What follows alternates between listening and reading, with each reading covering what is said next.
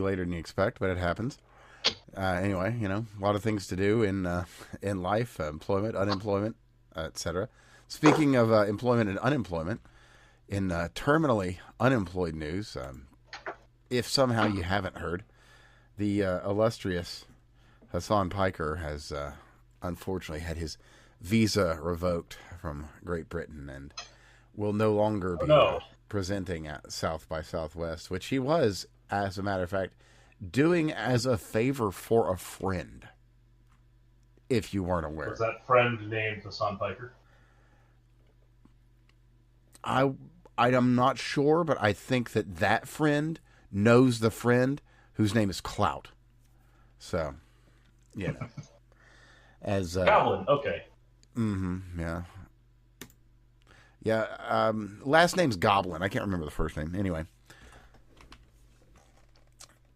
That being said, here we are.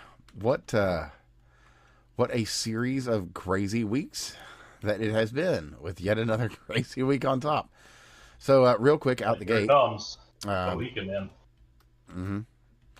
So, California, they had an election. It's not yet decided. It won't be for weeks yet, but it's close enough that it does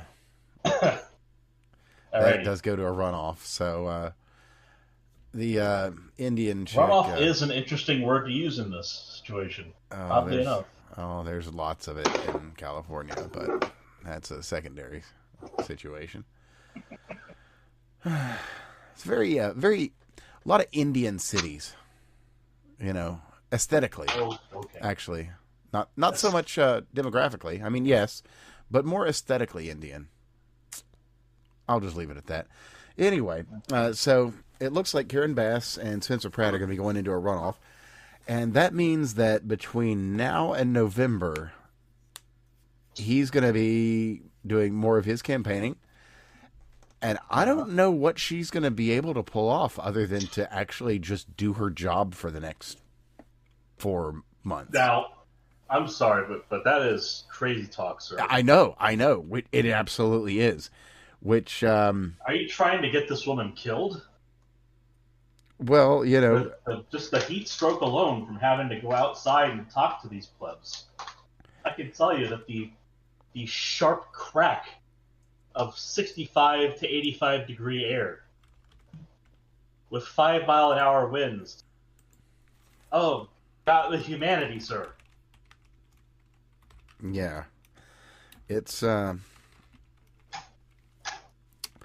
There is some humanity involved, or lack of humanity, I guess. Oh. Like, maybe you're a person that had a home, that a historic home, and maybe your family lived there. Maybe you raised your family. Maybe your family has been raised there for 2 generations. I heard there was a rash of spontaneous combustion. Yeah. You want to know the worst part? Some of these people even had blue roofs. Damn really? Shame. Yeah. Oh, good. Yeah, you'd think it'd keep you safe. Not so, sir. Not so. No. No blue roofs, no blue waffles. We'll get to the blue waffles, by the way. There's blue waffle news. Oh, I never. don't know if I'm comfortable hearing about that. Well, it's both better and worse than you're imagining. I don't know how comfortable I am with that. Right? Isn't it cool? I might need an adult, sir. Well, that's okay. We're certified here. Fuck. Anyway, so basically, if you're not aware somehow, there's a big-ass fire. Destroyed the fucking Palisades and various other parts of California because they don't do any forest management or fire. There's a concept in the West called maintenance. Yeah, it's weird. Important stuff. Helpful. Funnier part still,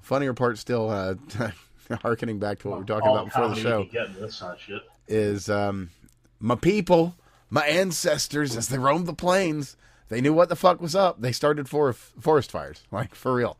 Do you know why they started forest fires? So, on that sense, yeah, please, you know what? Go on. I will not half white person speak for you.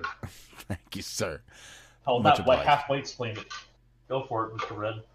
I'll do that. Let me just get my feather in my cap here. Now that you have my permission. Anyway, so what would happen is a lot of the, I mean, not just the Plains Indians, but, a lot of the Indians just around the areas of forests Even the ones in general. that chewed on rocks. Even the Aboriginals over in Australia, they did something similar. They are very special people. Very, very special indigenous people. Well, why don't we start there? Because there's no other upcoming news from the bottom side of the flat Earth, so we'll just talk about Aboriginals for a quick half second. So, that one too. Just as a fucking real quick. So the Chinese are launching bird drones. So, yet again, flat earthers eternally beat the fuck out. Every single one of them's coming true. We got tunnel Jews. We got fucking, we got bird drones. We got super intelligent AIs. We got aliens. We got MK Ultra. We've had insect drones for like ages, right? Right. Like but we still got an ovoid spherish Earth. Wham. Oh yeah, they're fucked on that one. Wow, you can just kind of go out in space and see it. Yeah, you can. Anyway. That one's easy. So yeah, just as a by the by, yes, Chinese are launching bird drones. Just so you know, of course they are. FYI. Yeah. Surprise. Yeah. Supplies. Hey, I thought we were going to China. This is Staples. Must have taken a wrong turn. You handed me that. You hand me that one. I'm just gonna take it. Oh yeah, but anyway. So a lot of the real quick, just a brief history of Australia. Why it's kind of a very barren place is that it was once It's hot. Yeah, also that it was once a jungle continent. Once the Aboriginals they did their hunting with fire. They basically burned down everything and then they went in and got the food. The idea there is that not only do you hunt with fire to get them all to run where you can shoot them, but if you take all the trees down, you have grasslands for all the big game animals that you want to eat to go and eat. Mm-hmm. Instead of having all those fucking trees in the way, you can just herd them. And then 10,000 years later, here we are with herd animals. Well, domesticated, sort of. Not. No thanks to the Aboriginals, mind. That's actually kind of a terrible example because it worked over here because... Yeah, it did work so well over there. Yeah, they just basically burned everything down. It wasn't necessarily a thing they did immediately, but it was a consequence of it was that they got all the grassland. They did end up with a lot of arable land. That is true. Yeah. Well fertilized, lots of charcoal and such. Yeah, indeed. Anyway, so yeah, basically a similar thing was happening over here in the States with, American indigenous peoples, American Indians. And what would happen is these big forested areas, small forest fires would be set, and it would burn out all the really small debris. And this would be done as the tribes were moving through the areas.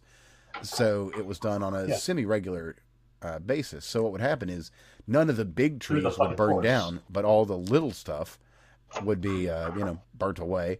And then also all the things that benefit from that, like pine cones, which a number of pine species don't even open without excessive heat being applied.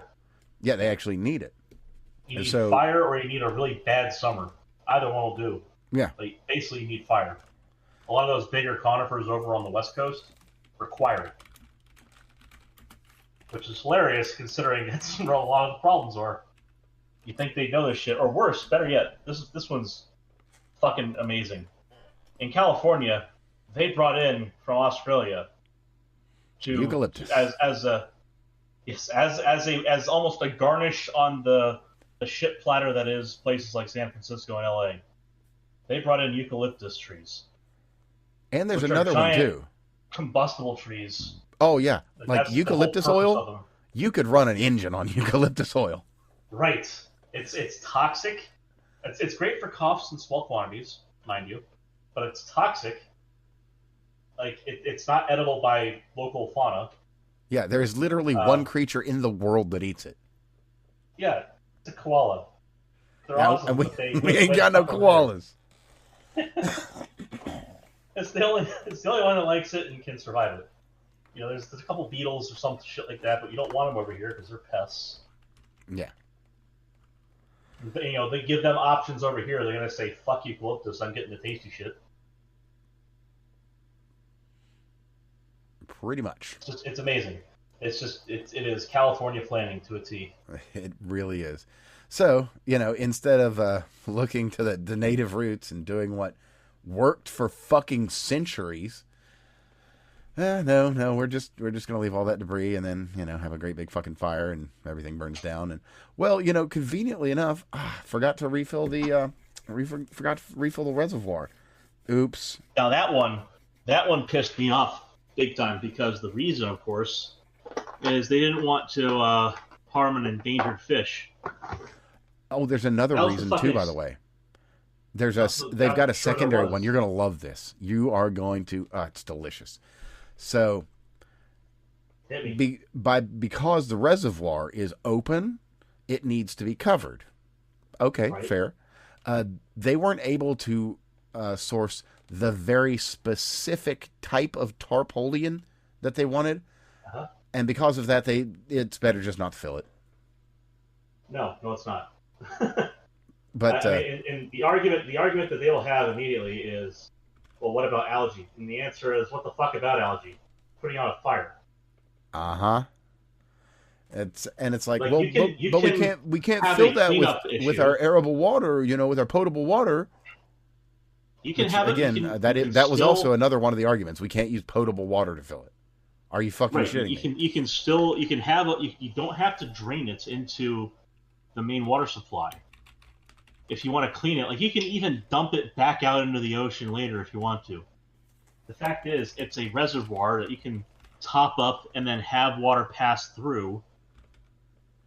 Like it's a thing. You can just let water pass through it. If it gets a little bit mucky, then don't put it through the potable water supply. You have a drain. Mm-hmm. There's a bypass that goes back into the river. Like just, you know, just if it's a buffer. If you don't treat it like it's a fucking battery, it's a buffer. Yeah, or they just fucked up is what happened. Yeah, and they can't admit it because admitting it means that they don't get to just tell people what to do. And on that note, they are still telling people just what to do. Yeah. I believe that there is. I've heard 3, but I can only verify that I've seen evidence of 1 home being put back up. I hadn't heard of anything actually getting done over there. I know there's 1. I've heard there's 3. But that's it. And it's good luck, man. And it's been fucking here's months. The thing is, like, now you got to get it inspected before you can live in it. Oh yeah, they're not grandfathering anything for anyone. Right. It's the and here's the thing, like they want to require that everyone, like the gas, to put a gas line in is going to be something like $30,000 or $40,000, and that, you know, as opposed to just having an electric dependence on the state. And keep in mind, like I'm in wonderful Florida here, we have between like 10 and 12 cents per kilowatt hour. Out there in sunny California, the average is between 40 and 45 cents per kilowatt hour. It's insanity. Like that's the price they're paying out there. That's how fucking expensive it is. And the thing is, they pay for gas just as much as they pay for electricity. Right. I can't. Like per BT on a BTU basis, you know, per energy unit. I can't remember what the fuck the unit was they called per energy unit delivered. You know, per energy unit delivered for useful work to a house. Yeah, but I know what you're talking about. Gas is cheaper in California. It shouldn't be. Yeah, that's crazy. It's and even if you add in the sunk cost and assume a 10-year payback period for return on investment for a gas line, it's still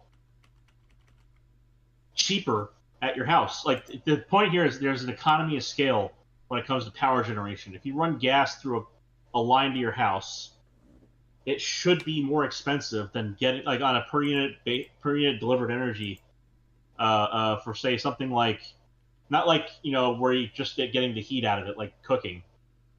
Like, if you're, well, say you're heating your pool. I get it. Like, say you're heating your pool. Say you're running your dryer. Like, those are different mechanisms, and cooking still is fairly wasteful as far as the heat delivery.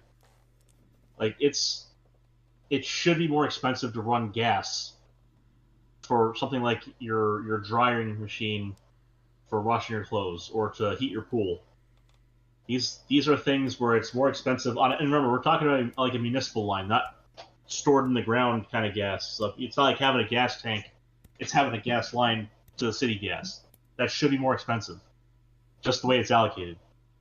Because if you run a big ass fucking generator on not gasoline, on LP, like, it's gonna be better, or LNG rather.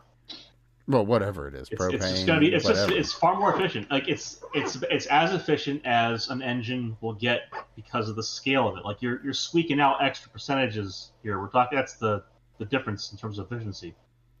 Like, you're on the 1 point basis, but at the same time, like, it's going to be more efficient to run the bigger engine just because of little details that are involved in the mechanisms, other things like square cube laws or square cube scaling laws. Just things like that are going to drastically change the fuel economy, and so the losses in the electrical transfer to get to your house, because running a lot of electrical transfer, like, the efficiency is pretty high up there. You're going to be north of 80%, largely speaking, and probably north of 98% for reasonable hops, unless you're in the fucking rat's nest that is LA. Although I know they've been sorting it out for the last 50 years, so, whenever the fuck that happens. Still, like, it's crazy. It's crazy that they are at 40 to 45 cents per kilowatt hour. Now, when I was in high school, it was like 8 or 9 cents per kilowatt hour where I live. And so you can, like, it makes sense that between roughly, say, 2004, call it 2004, just to think of simplicity here. Between 2000 or 2000, we'll call it 2006. In the last 20 years, the price of electricity where I am went from, say, 9 cents to 12 cents.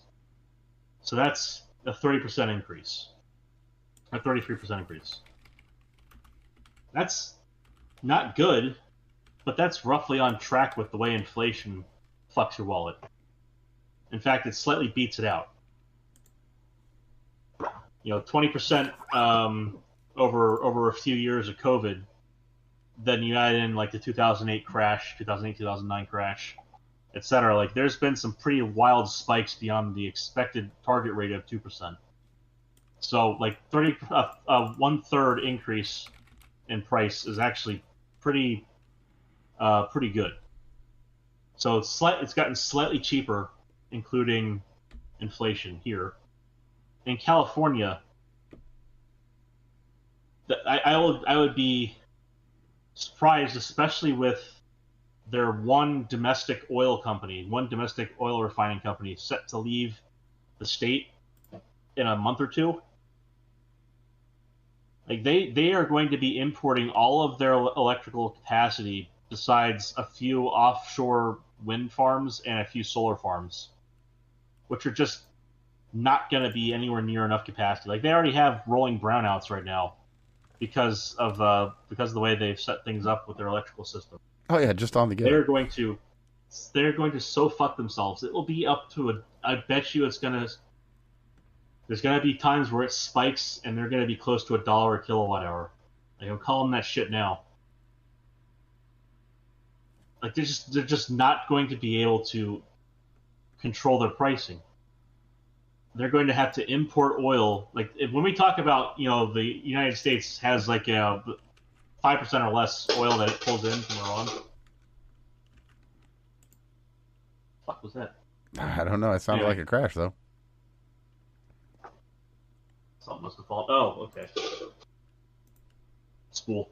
Sorry. Oh, okay.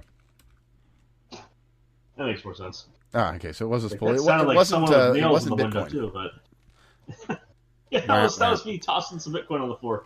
Speaking of, but just a real quick by the by, it hit 70K. So if you're in the market, because it's just gonna go back up, people. That's just what's gonna happen. By the way, that was somebody. The claim, of course, was they were testing liquidity. That wasn't what they were doing. Okay. They were testing. How do I fuck with people? That's what they were testing. but yeah, so like the 5% or less of oil that we pull from Iran, a sliver of that's going to Texas. A lot of that's was supposed to go to refineries in California. Those are being stripped for parts right now by the domestic company that exists there. The one domestic company that exists there. I would repeat it to you right now, but I tip of the tongue myself. It does start with a V. It's not Valero. I don't. Unless that's the one I just fucked it up. Say. Either way, it's annoying me because I was just out there and I saw the fucking gas station with the name on it. Still, that company decided that about somewhere between $1 billion and $1.5 billion in losses was worth it to get the fuck out of California. Yeah. So it might be Vaquero? Valero? Valero. It might actually be Valero Vaquero. Well, anyway, but I know exactly what you're talking about because we actually talked about it 2 weeks ago. We did. So anyway, they decided $1 billion to $1.5 billion is worth it to get the fuck out of Dodge, and that should tell you they're not coming back. Like they are stripping that kind of money loss. That is where you pull the bolts out of the floor with the equipment to save finances on your destination. And I think they're going to Texas. And it'd be smart for them to go to Texas. Yeah, that's a very very business friendly environment. So any refining capacity that Newsom and his cohort have vague delusions of being able to appropriate by the state, it's not going to fucking be there. It's going to be in another state. Yeah.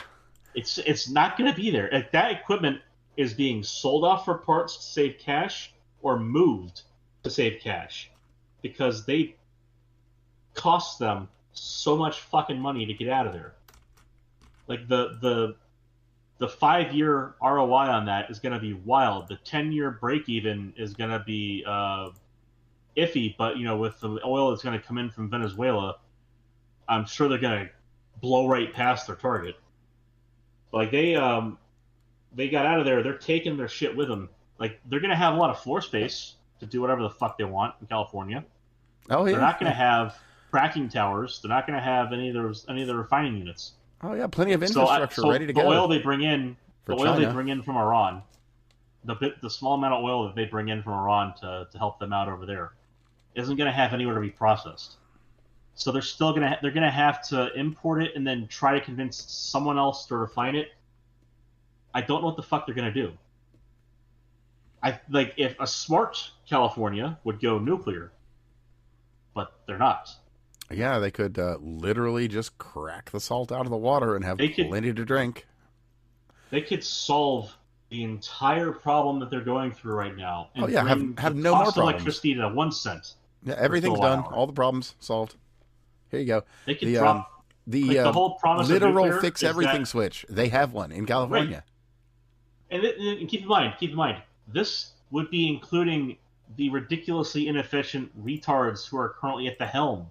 Oh yeah, no. That's this is how easy it is. It would even allow their absolute just fucking grift and graft to completely continue unabated, and things would even still get better. They won't, but they could. Which is ultimately the main lesson. They would have enough power. It would be nothing to have adequate power to have all the water you need, all the power you need. And here's the other thing: is if they play nice, this is the most pro-nuclear nuclear regulatory commission in decades. The most pro-nuclear, like it's been historically staffed, especially after 3 Mile Island and Chernobyl. It's been staffed by anti-nuclear activists because fuck you. That's why. Yeah, pretty much. And that's changed. The NRC is the most pro-nuclear it's been in decades. Like, these are people who are willing to start handing out licenses. Like, we have new power plants that are being built now, which is amazing. It's way overdue, but it's like happening. This is the time if California wanted to switch to nuclear, because they're fucked on oil. Wind and solar are not going to get them there. Like, the hydrothermal is non-existent. It's not going to fucking work. You're not going to be able to do any of the microwave salt-based batteries, any of that shit. You're not going to be any of those gravity plants run on solar. None of that stuff. It's all got to be. Maybe they can throw a rope into the load. ocean, Craig, and the motion of the ocean. I was going to say, in your current generators, your tide generators aren't going to work. They're not big enough. Now, actually, oddly enough, speaking of the same kind of situation there. So China, same region, if you will. China's looking at putting data centers into water. And now it's a stunt that they're pulling because it's foolish. But it's one of those things where the United States, we have a bad habit of listening to the bullshit from communists and going, wait, they can do that, and then actually doing it. And then, like a few decades later, they'll copy us, and then they won't acknowledge that they had the program that we freaked out about. And it's how we got several of our aeronautical milestones.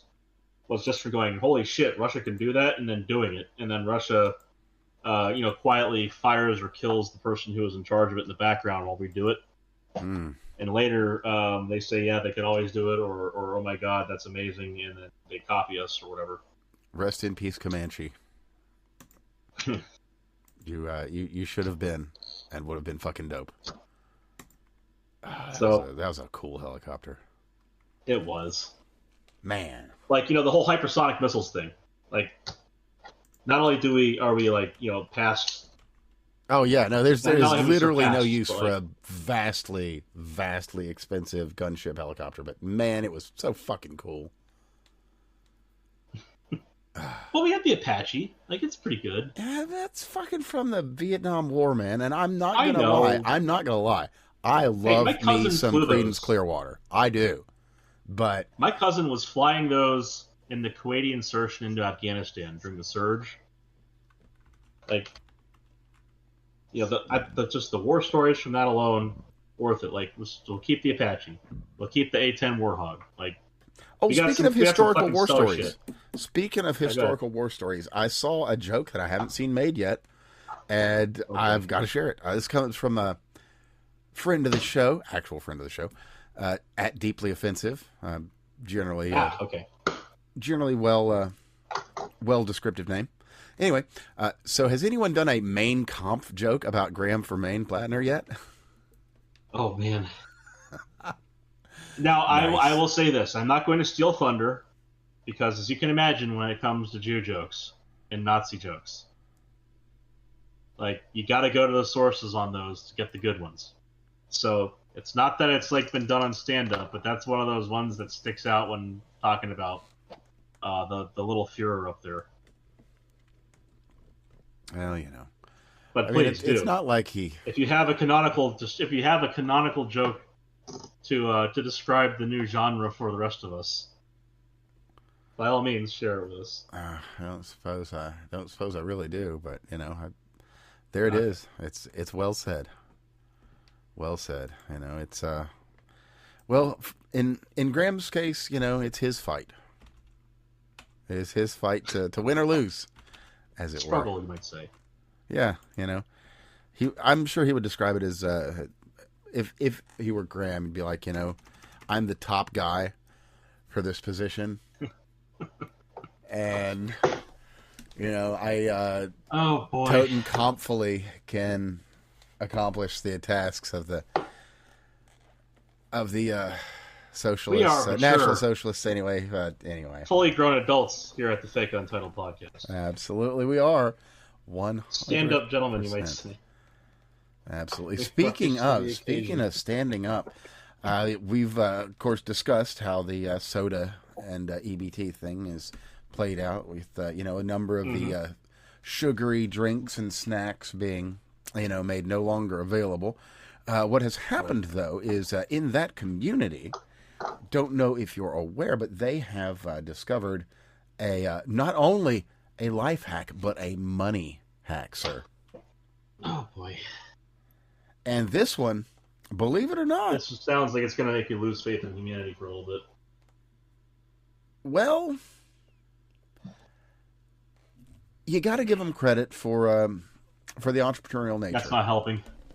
You've got to look at these folks and say, wow, they have taken a situation wherein they were no longer able to procure diabetes-inducing food and drink. And they have overcome. They now that's a song I hear. yeah. I mean, I wouldn't say that they shall. I would say that they have. Okay. So, have you seen the Koolaid pineapples at all? Huh? Have you seen the Koolaid pineapples? Serious question. Have you seen? Oh, fuck me! I know what you're talking about now. It's not just pineapples. No. It started with pineapples. Oh boy. So that's entrepreneurship at its finest, sir. Capitalism in action. I'm dignifying with that fucking name. So entrepreneurship. Okay. So, if you can't get your sugary drinks and you can't get your diabetes in a can, well, got good news for you. You can get it in a jar. You could get it in a jar for just $20. I do you straight. I do you right now, right here. Skirt. We do it. So, what's happening is, you can pick up Koolaid, on the cheap. Not a terribly expensive beverage. Tasty as anything. Classic, as it were. And, with your EBT, as everyone knows, you can get fresh fruits and vegetables. Also canned and packaged fruits and vegetables. Or maybe you like pineapples. Pineapples are delicious. Everybody loves pineapples, right? So, what if I were to take a jar of pineapples, add 2 cups of sugar, a packet or two, or sometimes, maybe I'm not going to tell you, maybe I got a mystery flavor, son. Maybe I got this mystery pineapple like juice white Airheads? All up in this piece, son. Any streets you mean like out white here. Airheads? Those are tasty. So, there is literally no way of describing this. It doesn't make me sound like I'm fucking David Duke, so I might as well just have some fun with it, right? So, I guess. I mean, let's be real. I hear where you're coming from and all, but yeah. So, it is what it is, man. It is. Yep. What it is. Yep. Welcome to the Shape Store, son. There's nothing I'm gonna be able to say that makes this any better. Mm-mm. Along for the ride now. So, this is the recipe. Look. Evan. Yeah. Mm-hmm. We're all minorities here. True. So I believe we all fall under what they call BAME, or Black and Minority Ethnic Groups. Yeah, I'm sure that's Black and Middle Eastern, isn't it? Or what the fuck is it? Because I hear both. One of them, I think in England. All I know is the classification. I personally know I fall under the BAMF classification. So those are better. I like them. Yeah, I mean that's me. Well, anyway, so we've got just a second. So I'm gonna miss the recipe. Just go without me. Oh yeah. So in addition to the ever delicious And, absolutely fucking diabetes-inducing pineapple spears. Just if you want to know, just X is going to be good. Twitter, if you like, or Instagram, and just look up Kool-Aid pineapple. And don't really go in with a lot of faith in humanity, and you'll be fine. You'll be just fine. But if you're watching right now, as a matter of fact, I've got a gentleman here who's having, I believe, some lime flavored pineapple spears. But fret you not. There's also adult beverages incorporated in such delicious treats. I've seen Hennessy Kool-Aid spears. I've even seen what was it? Somebody even did chitlins. Yes, actually. Made some fucking chitlins, rinsed them out, threw them in a vat of sugary Kool-Aid. Oh my God. Where are we? But anyway, also, on top of that, they're also doing cereal fried chicken, which, what the fuck? Yes, indeed. So what they're doing is they're breading chicken in crushed up cereal. Maybe Fruit Loops, maybe Cocoa Puffs. They're not fucking doing Raisin Bran. What am I going to say there? No, they're not doing Raisin Bran. I've only seen it in like the crazy colors. So like Fruit Loops, like Fruity Pebbles, Cocoa Pebbles, just bizarre shit like that. And cotton candy fries, we got it all. We got the Kool-Aid Scrimps, sweet, tangy, and juicy, flavor burst like no other. You get you some grape Scrimps. I am back, and I hear that. Oh man, you fix you some grape Scrimps. I came back in with such high expectations, and they were crushed. Delicious. And of course, also with to go with the cereal fried chicken, they are making blue waffles. Yes. I have to say this part though. People have moved on. Like it feels like a lateral move, but I don't think it is. People have gotten past the whole dish detergent on your chicken phase, which I do appreciate. Well, there's the thing too. It's like you look at that because that was just like you gotta keep in mind, like me knowing like what that shit can do to things. Like, well, yeah, it can clean it, Craig. I'm happier that the Poison Control Center has fewer of those calls to answer. Well, but Craig, that cleans your chicken. Do you not wash your chicken? Oh boy, So here's something. Here's a not Craig lore, but a Craig's acquaintance lore. They were told to go wash the vegetables. Uh-huh. They did what would otherwise be done with chicken, of course.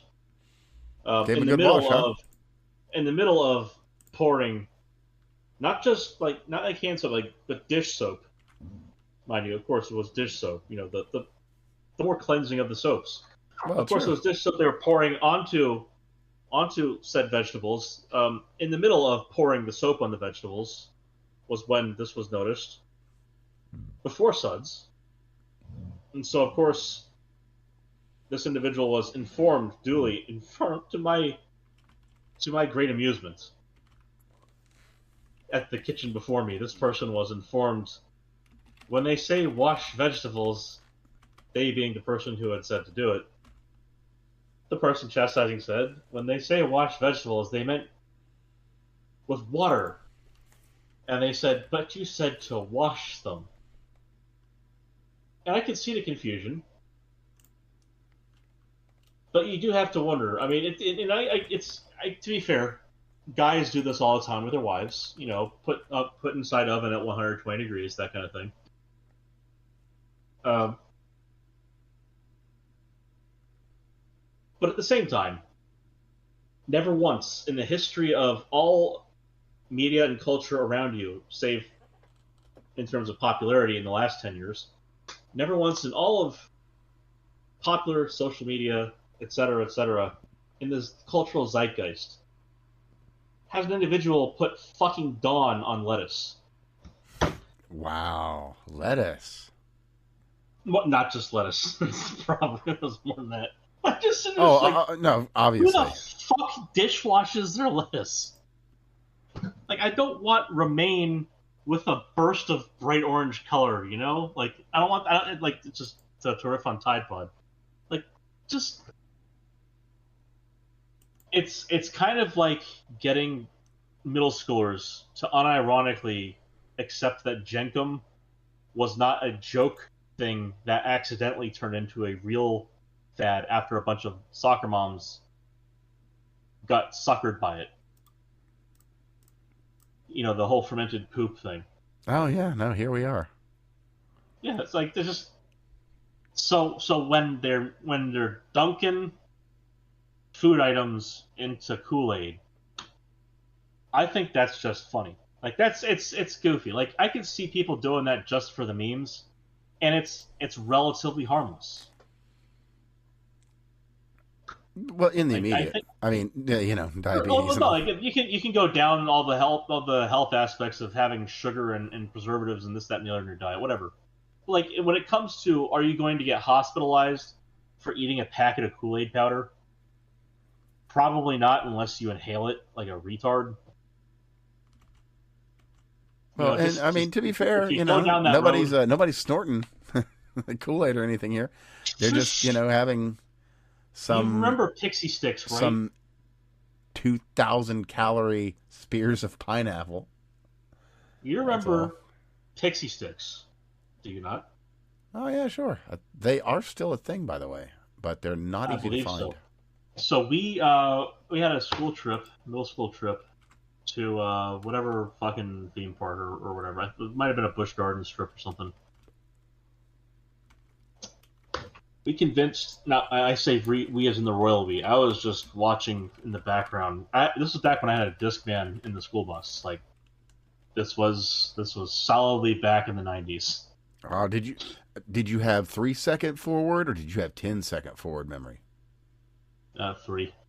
Yeah, decent. The fact that I not had enough to forward jog, memory but was enough to drive or ride at least. The fact that I had forward memory was relatively new.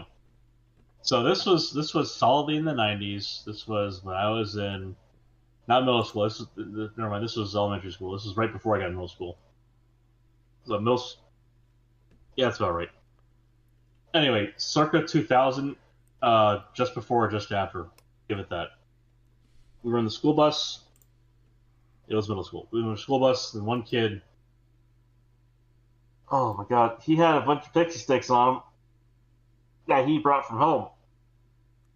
Go on. And so someone convinced him,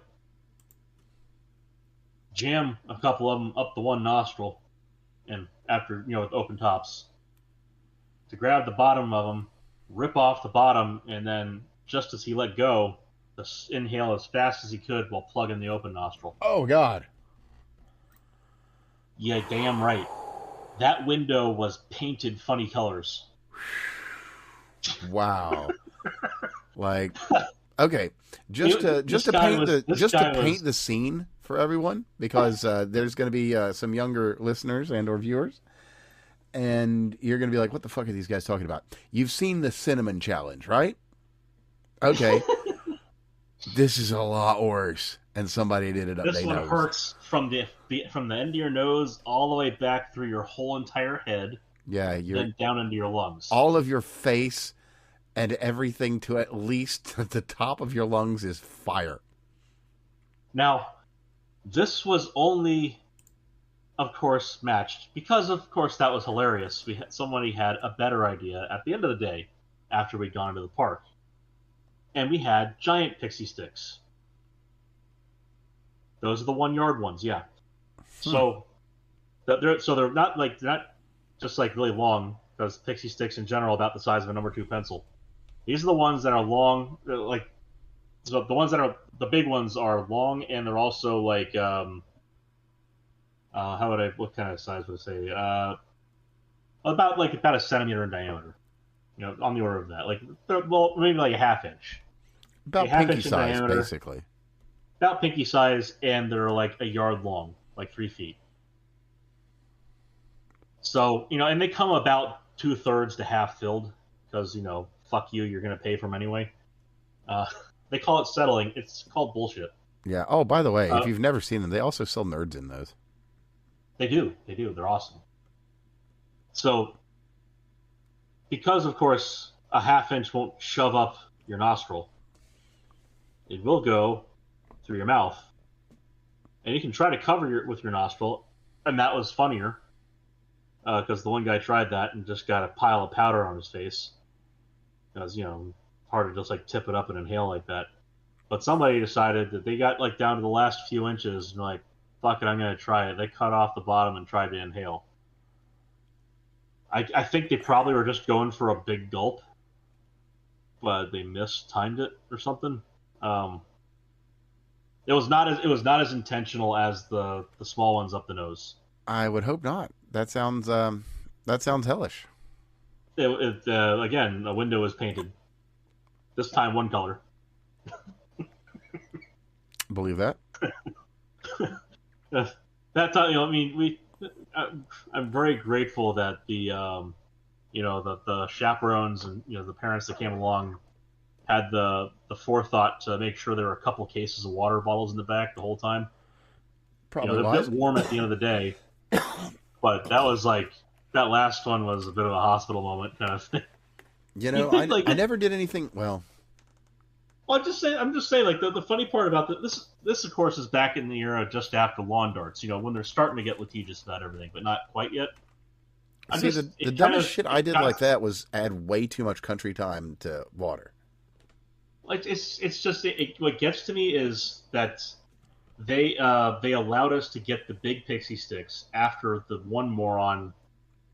Hold on. You didn't have these all, so you acquired more after? Right. So the guy who did the small ones brought them from home, and then in the park they sold the big ones. So a bunch of us got big ones. I remember this because I was like, man, I want some fucking pixie sticks. I don't want to do that, but I want pixie sticks, and I don't want them from the guy who's gonna put snot on them. So I got myself like 2 or 3 of the big ones, and then I saw that shit going on, and I was like, I gotta put this down because, of course, what do the parents do when they see someone do something stupid with one thing? They take it from everyone else, right? Yeah, pretty much. Or they take it from everyone involved, at least. So yeah, these are mine. They're going in my backpack. They fold in half. Awesome. But it was back in a time where it didn't strike me till like later. They let them, as your confusion just implied, they let them do that with the small ones, and then allowed us to come back to the bus with big ones. Quality Life chaperones. used to be so much more fun, Quality chaperones. Oh yeah, no, there's that whole like make sure you're home before dark thing. Yeah, sodium lamp lights. People don't get to enjoy the shift from polychromatic daytime to monochromatic nighttime. Yeah, unfortunately, no, there is genuinely something to be said for. There's some aesthetic beauty lamps. in what sodium lamps used to be. Well, actually, and there is some science to it too, because it mimics some of the colors of yeah. the sunset and actually works with your circadian rhythms to make you feel like the night has come. But anyway, speaking of the night issue coming, with that, of course, is when you're driving and you're supposed to be. The night has not come yet. I'm driving.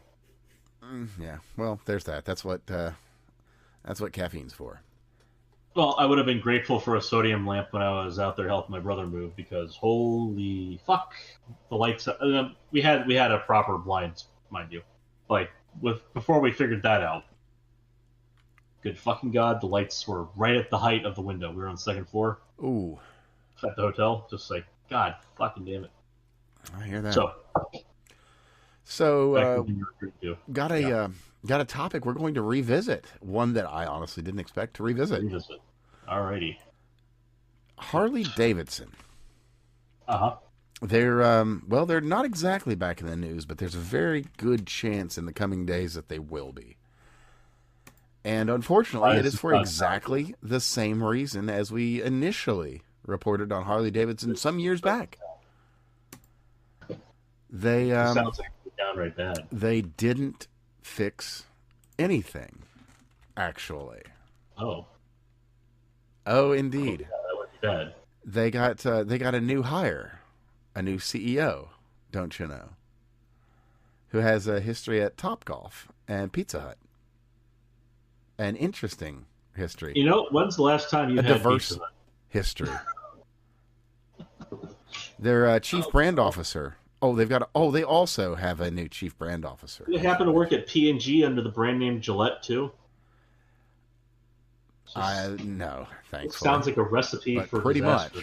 pretty much. So, Marcus Fisher, him, is the new chief brand officer.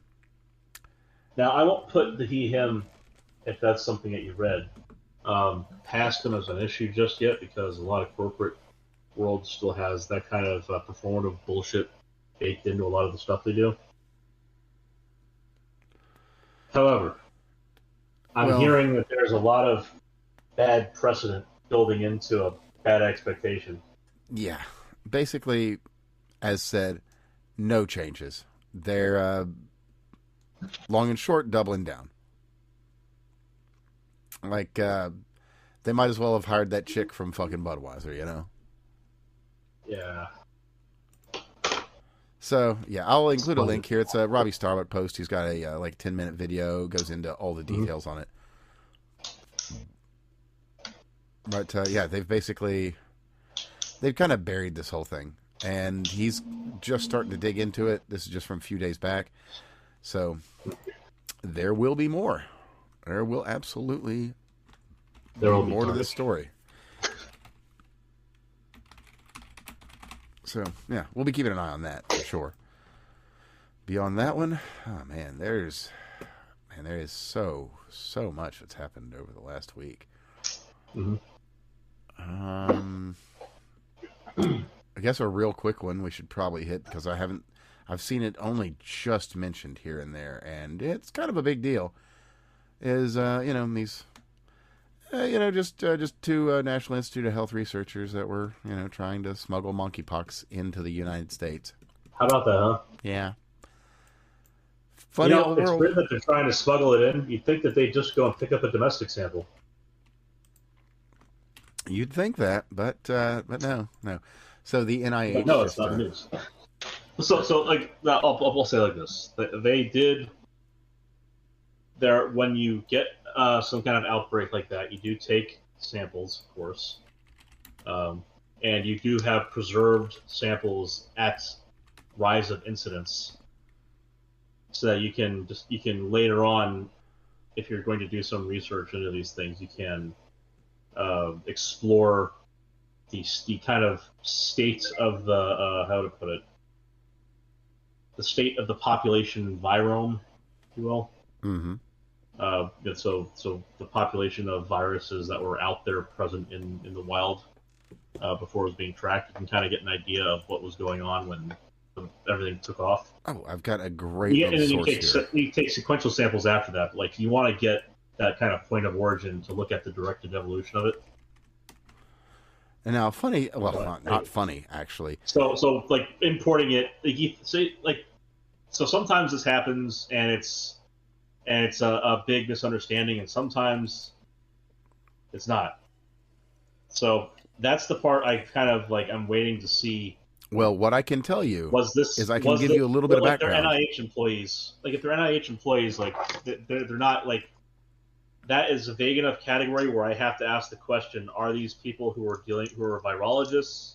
Well, I can give you names, and I can tell you that they were researchers with the NIH, and those names are Vincent Muster and Claude Quay.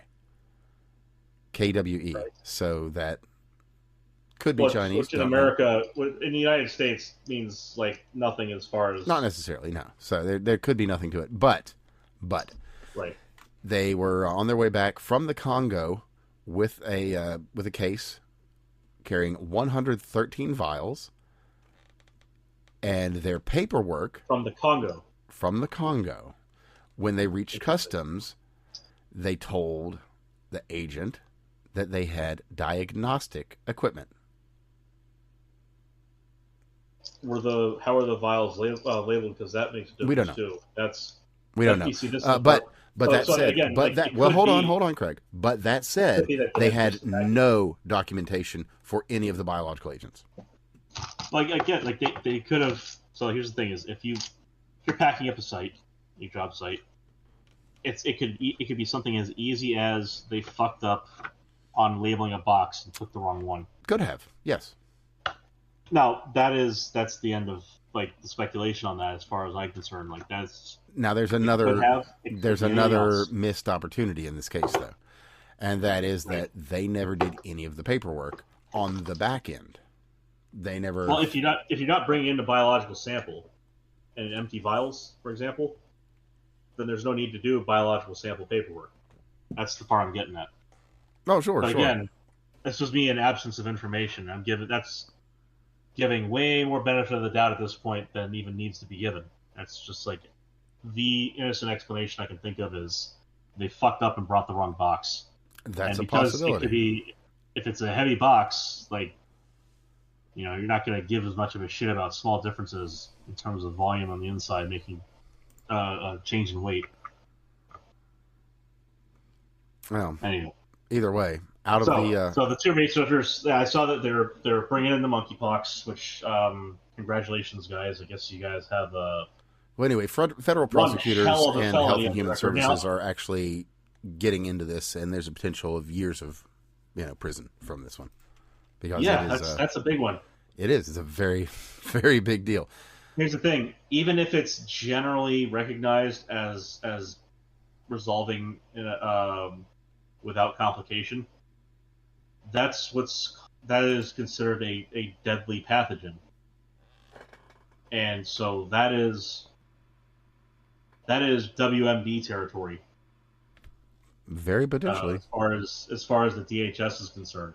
Oh, I found the speaking of, I found actually the DOJ release on that, so I'll include that. It's actually pretty thorough, Okay. so that'll be helpful. Oh, really? Well, while we're on the topic here, it would appear that Dr. Munster was also involved in early SARS research and modification thereof. I don't see why it wouldn't be if you have a virologist who's trying to import vials that were previously deployed somewhere where they were monitoring a situation. It's not a giant clique of people, so I don't expect there to be, a large pool of people operating on such things, and more importantly, you kind of throw a lot of people at these kind of problems too. This is like, say your name gets, as one of the hundreds that are put on a paper coming out of CERN. I'd also expect to see your name on a paper coming out of like the LINAC or SLAC collider. Like the pool of physicists that are involved in those, while slightly larger than, say, the similar pool we're talking about from virology, like it's going to be the same kind of thing. You have big projects where you have people that are good at their job involved. I expect to see them floating about. Now, it would be interesting if they were also working on AIDS back in the 80s. Well, it's...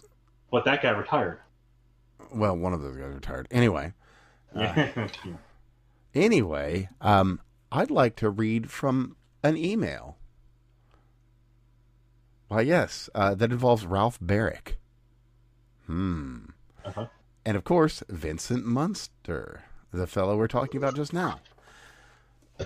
Oh, and I had no idea because it...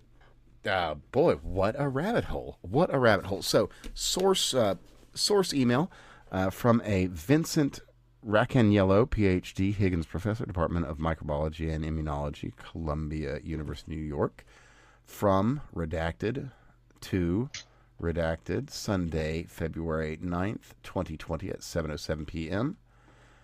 to also redacted and Ralph Barrick, subject, COV and furins. Oh, this is going to be good already. So let me just read it directly. I'm hearing rumors about a furin cleavage site in 2009-NCOV that might have been engineered in. Neither of you can probably comment on this, but it seems surprising as the Wuhan Virology Group initially said it was a virus not seen before. Hence, if they were working on it... Furin, by the way, is the word you're looking for. Furin. You know what I'm talking about. And anybody that's listening is not going to know the distinction, but thank you. Anyway, hence, if they were working... no, it's fine. I mean, we kind of do pedantry here. So anyway. It's why it's the reason I'm here. Yeah, no, it's cool. But anyway, continuing. All right. Hence, if they were working on it, this statement is not true. Perhaps this explains the non-committal letter from the NAS to the White House indicating that the origin of the virus is not yet known. If true, this is very bad for all of virology research. Vincent, and then Vincent Razzaniello, PhD, yada, yada, yada. To which is replied by Vincent Muster of the NIH and the NIAID, sent 10th February, Monday, 2020, at 8:08 a.m. to Michael Letko, quoting this, stating, and only this, and the fun begins. Mm-hmm. That's peculiar. That is a very peculiar thing for a man to say, in and of itself. But then, to have this guy being investigated for bringing in some 117 vials, of which only 20 so far have been tested, 17 of which containing deactivated monkeypox. Deactivated? 17 of them, yes. Okay, 113 vials. monkeypox 18 were verified to contain monkeypox as of today. 18 verified to contain active monkeypox or deactivated? Or unknown? I'm not actually getting... 17 have deactivated monkeypox virus as of reporting at 3 p.m. today. 18 have been tested. 20 have been tested. And 18 are listed as having monkeypox. So maybe... Okay, so that's vague enough to the point where 3 of them could have live monkeypox. Yes, possible. Don't know. Right. Do not know. And there isn't... Well, one of them, actually, it's vague enough to the point where 20 have been tested, 18 have monkeypox, 17 have inactivated monkeypox.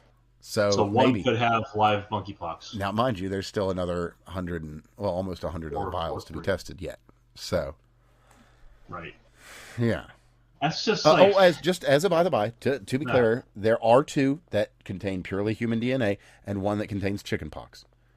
Just to put that out there, because that is information. I don't know how pertinent it is, but might as well let it be known. Well, again, look, if you're transporting, so chickenpox is also considered a lethal disease.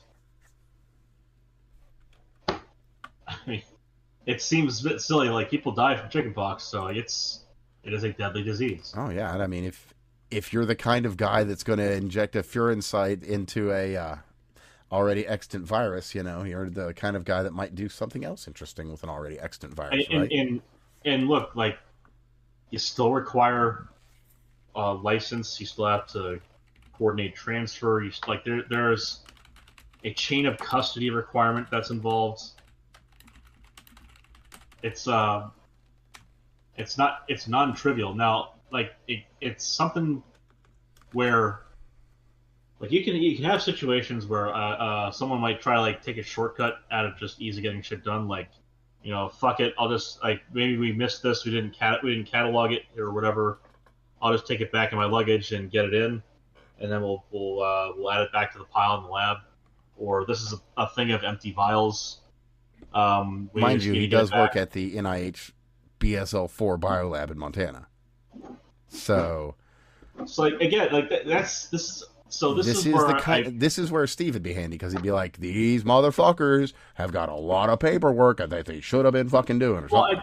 It's the same thing. Like, I mean, my safety background, like, it's like I said, this is paperwork, but more importantly, like, if they're working at a BSL-4, like I said, the pool of people involved in working on things that you would work on in a BSL-4 lab is not very big. Like, I'm not surprised that this person was working on, like, SARS-2, monkeypox. Like, the fact that we have a chickenpox vaccine now was probably developed in places like where this guy works initially, before being pushed off to other sites. Yeah, perhaps. It's like a BSL-3 or a BSL-2 or a corporate research center. Original samples are going to be stored there. They're going to be you're going to be multiplied there for research samples for other entities. So, I'm not surprised this guy's involved in a lot of this stuff. What's surprising to me is that, and it's not terribly surprising because this is one of those things that you run into with the safety thing. CSB case studies. It almost gets boring because it's kind of like looking at pen testing, same kind of thing. A lot of the issues boil down to human error, laziness, bad judgment. Sometimes you get one of those Rube Goldbergian sequences of unfortunate events, and that's also silly. But this case sounds to me like somebody got lazy, or they had a fuck up where they misplaced something, and somebody just wanted to get something done quickly and easily. Shipping in a set of empty vials is quick and easy. Instead of probably what he should have done, if that is indeed what happened. I'm not saying it is, but say you were going to try and keep the vials and send them back, what you should have done is just trash them. It's a government lab. If you're especially working at BSL-4, they will have more. And if you need to account for them, then trash them thoroughly and take pictures. Come on. If there's samples that need to be destroyed, and you can't incinerate them there, then there are fucking forms you need to fill out. Rather a few, even. The important thing here to recognize is that these are not people who would be ignorant of these procedures. No. These basic procedures, this is something that, as a matter of fact, just real quick, Craig, we've actually talked about this back when COVID was a big fucking deal, about how important it was to follow these procedures, never minding that we've talked about Ralph Barrick and EcoHealth Alliance and World Health and all these others. No, you're absolutely right. It's like this should be old hat if you've been here a while.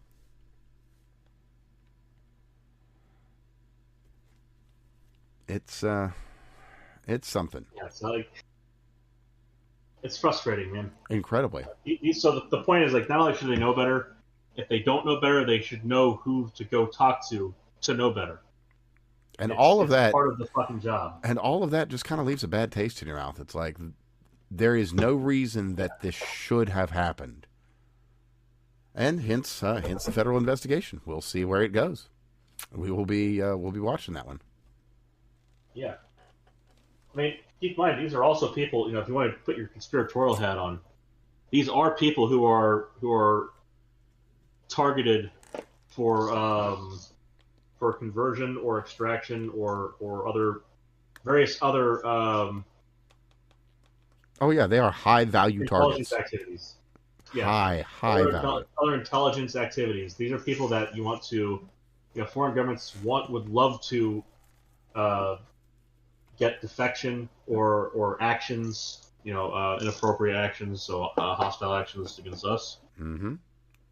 This is stuff that they would be happy with. Or if nothing else, just corporate espionage. But at the very least, the highest of high value targets. Yeah, and these are people to get. Like I said, the pool of people involved, not very big. These are targets.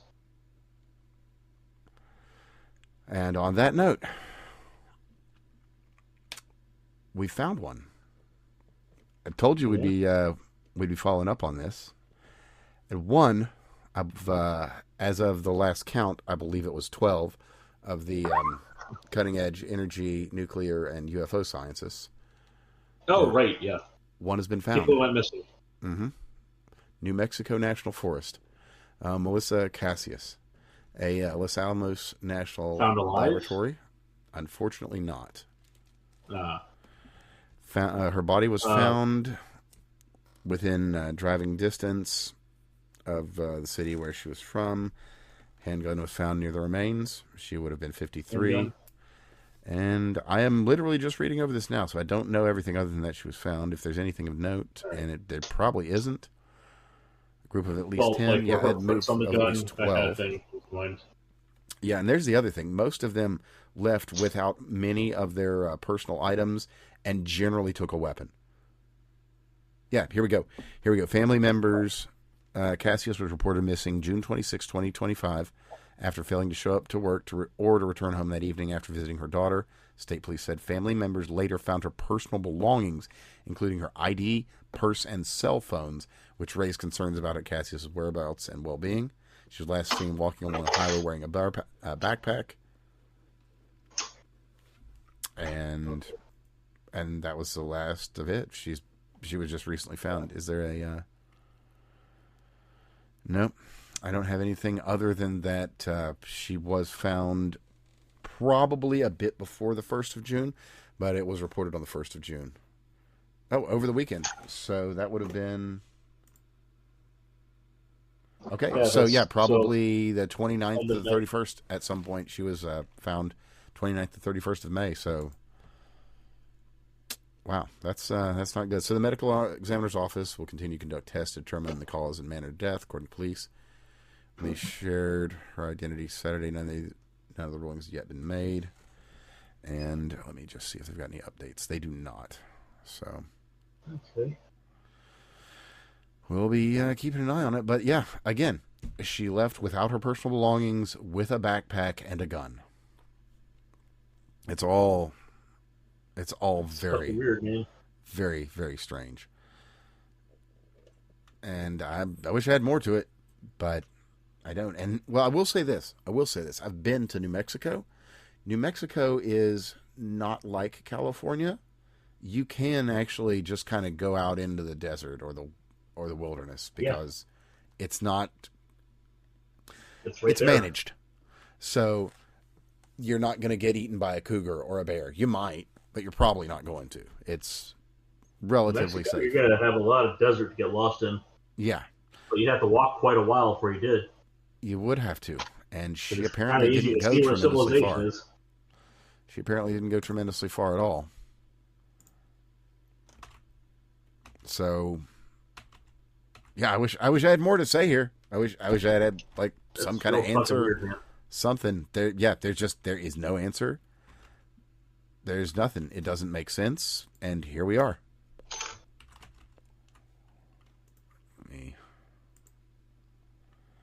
copy that over, and I'll put the link for the CBS article. This is the best one I could find on it. So yeah, just in the New Mexico National Forest. Yeah, nothing. Nothing at all.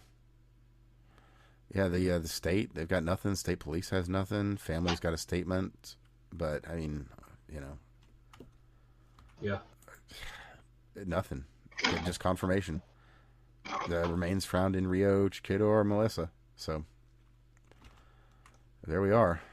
I'll be keeping an eye out. I guess the problem here is, if these people went and disappeared into like national forests, there's so much area in there that a person can completely disappear. And probably one of the reasons why she was found is what I just mentioned. It's New Mexico.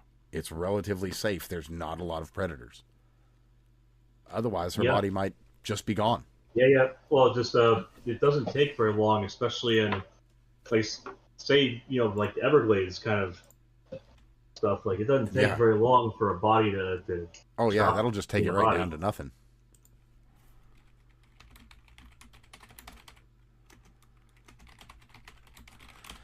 So yeah, I got nothing for you there, but we do have another one that we'd promised to follow up on.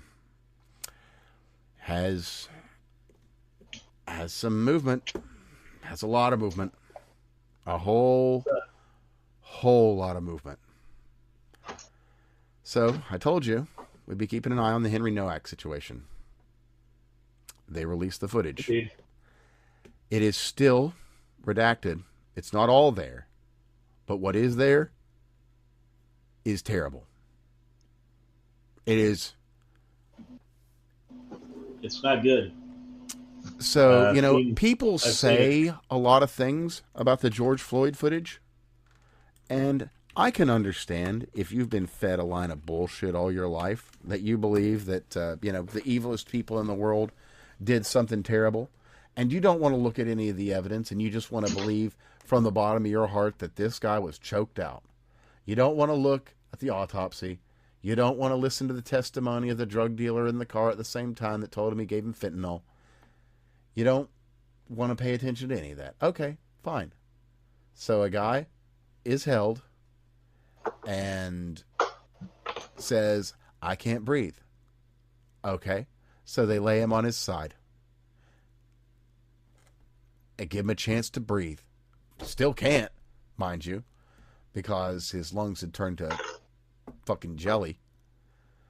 But whatever. Henry Nowak, on the other hand, well, he says, I can't breathe. I've been stabbed. And what does the police officer do? Says, I don't think you have, mate.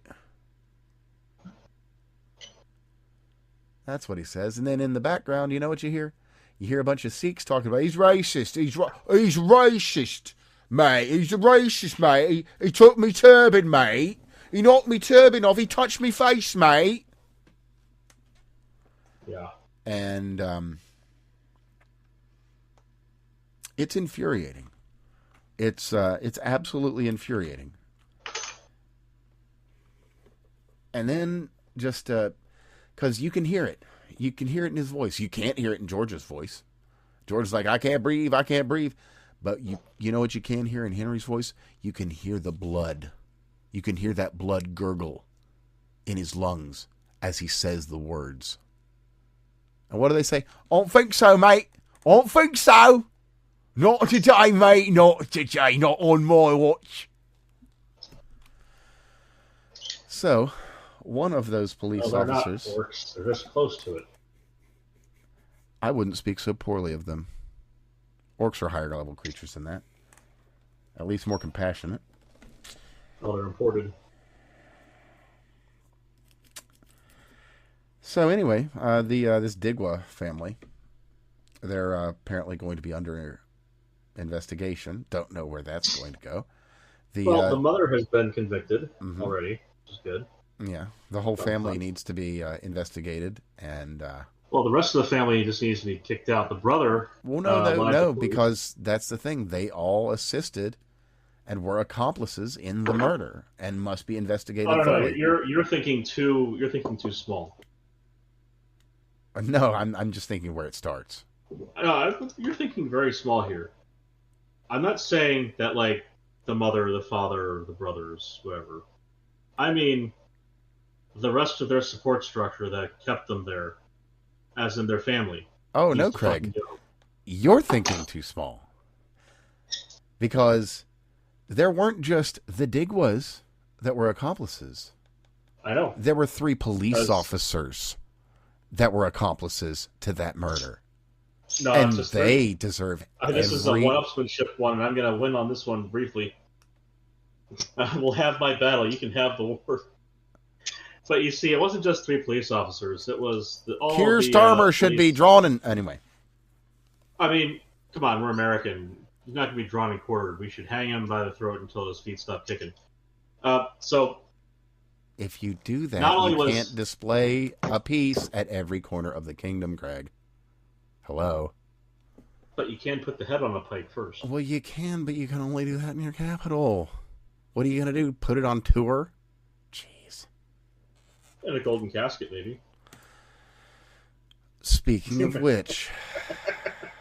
Well, no, so anyway, before we switch... Oh, we're not switching. Digwa, had his shining moments prior, where he was on video threatening people with a big fucking sword, sword, actually. Multiple times. There were police officers involved then. There was a judge involved then, if memory serves. Like, this is a person who has had multiple fucking chances. Multiple. Like, this is not someone who should have been in England at all. No, he should have been quite quite been fucking deported gone, man. quite some time ago. Way fucking gone.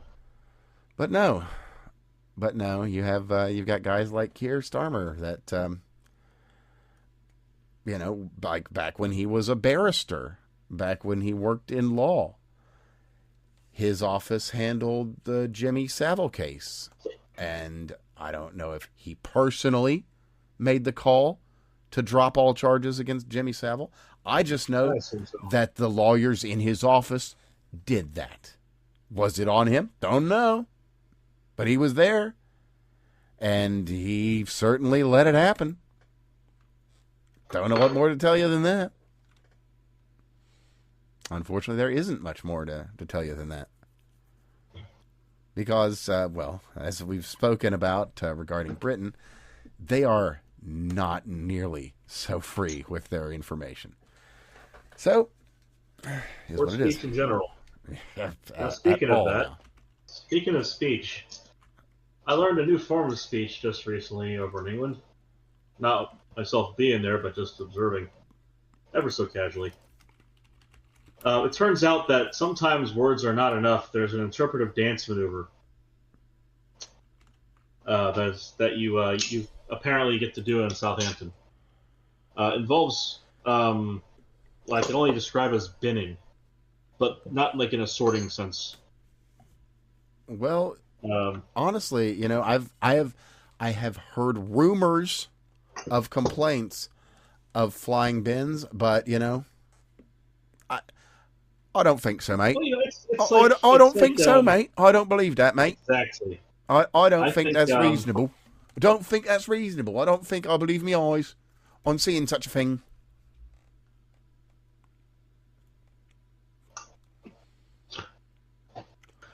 Yeah. So it's bad. It's bad. And there these motherfuckers were just talking about being able to come to the United States and arrest Americans for speaking. I think that the uppance has come finally.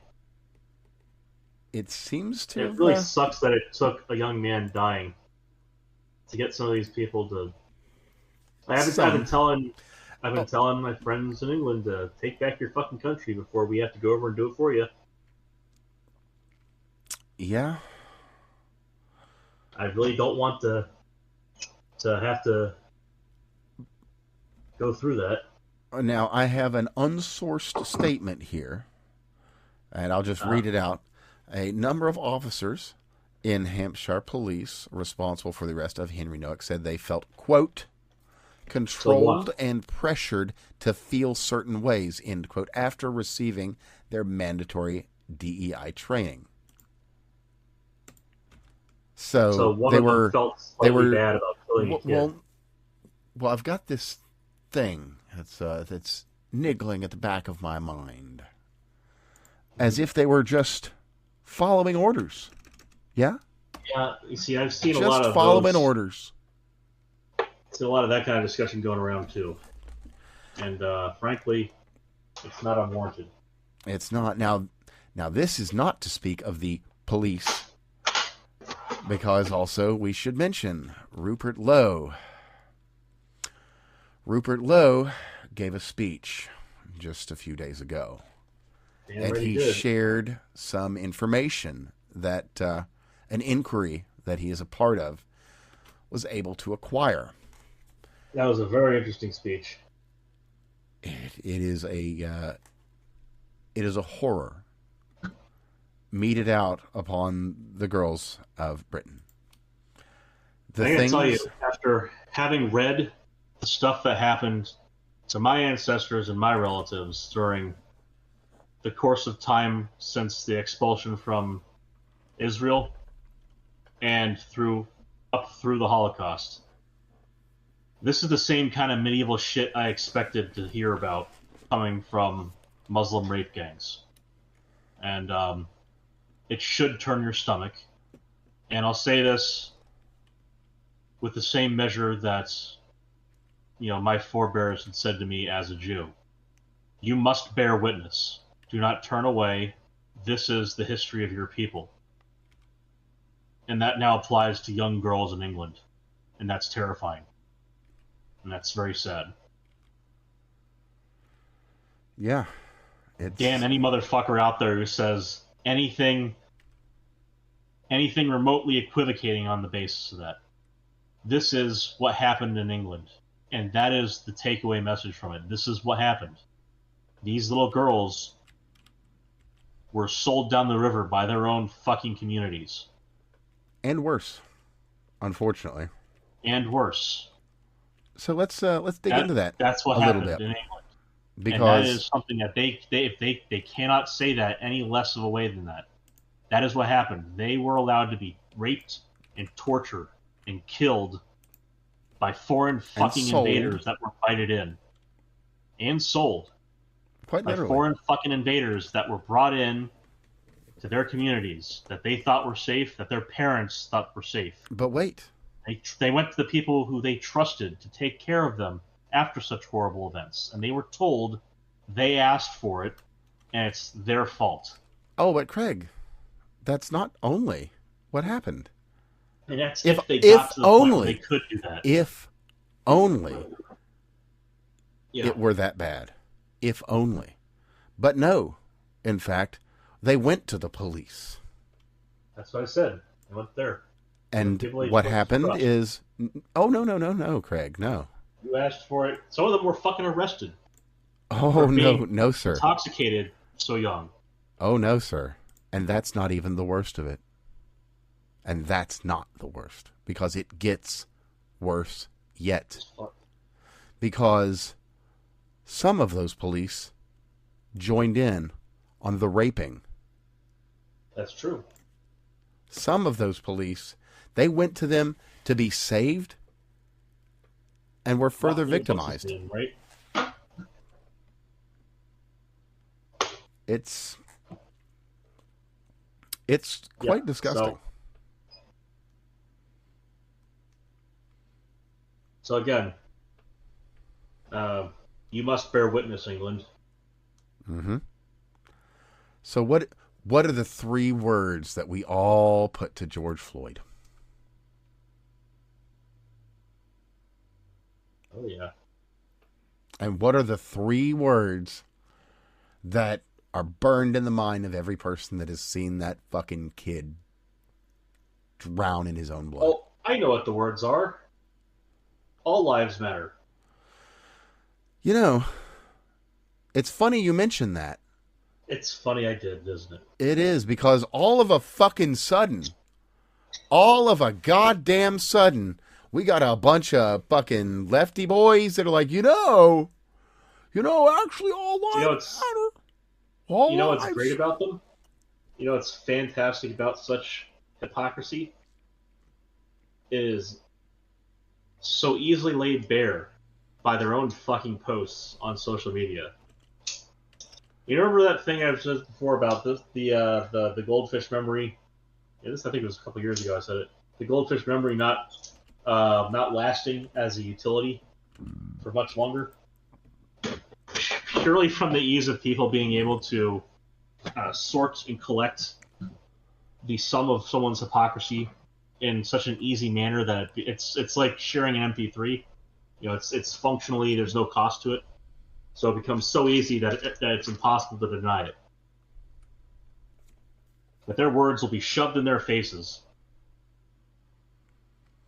Well, Merry fucking Floydness. Speaking of exactly that. Stand Up to Racism, a well-known organization. Yep. They did. We'll start at the end and work our way back. Well, see, they're anti-racist, which should tell you something. Oh, yeah. No, we're the good guy group. That means that we're good guys. Anyway, I'll just, you know what? Yeah, we'll start at the end, work our way back. See, Stand Up to Racism, they have a statement as of 7 a.m. yesterday. Their statement was, deepest condolences to the family of Henry Nowak. Don't let the far right divide us. And then they've got this nice long thing. You know what? I'm not going to read it because they can burn in fucking hell. Because, and this is just so perfect.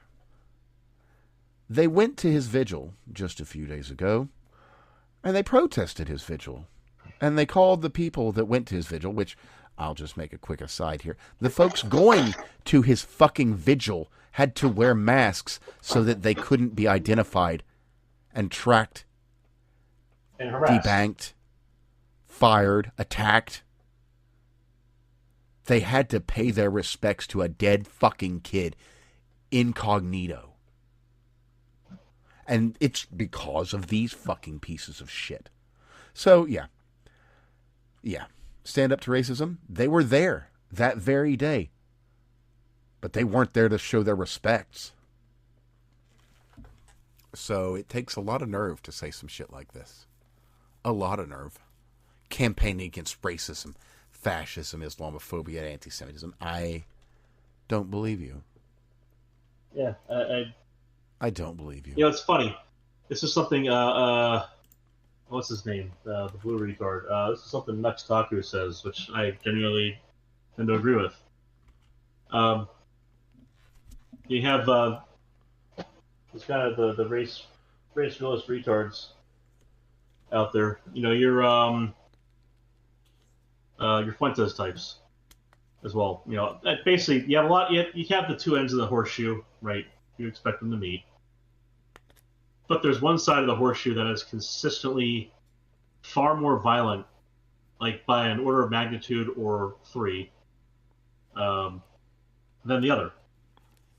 You know, the American fascists in general.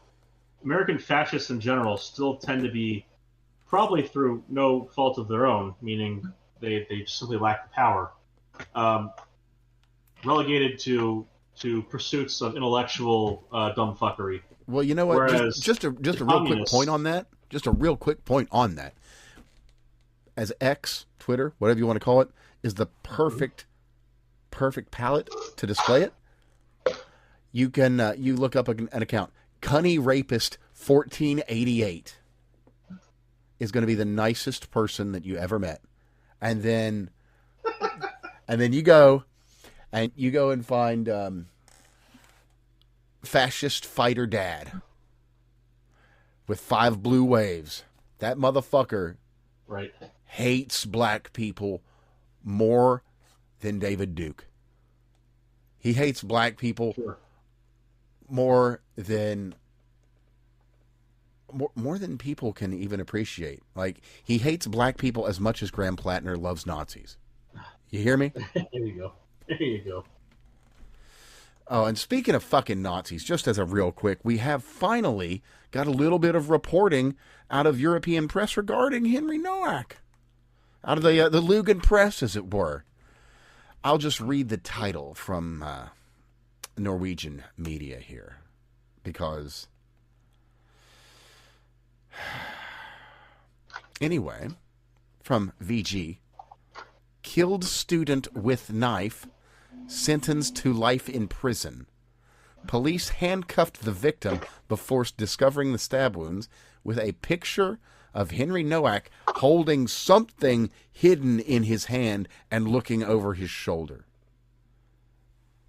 In a video from a year ago. Yep. I don't know. This isn't for you, Craig, because I think you might. But for anyone listening, you don't hate media enough. You don't hate journalists enough. They hate you enough. But you don't hate them enough. You really need to return the favor. You really, really need to return the favor. So I'll include a link to somebody that's been thoughtful in including all the links to all the people responsible for this reporting, if we'll call it that. So be as respectful as you feel is required if you speak with these individuals.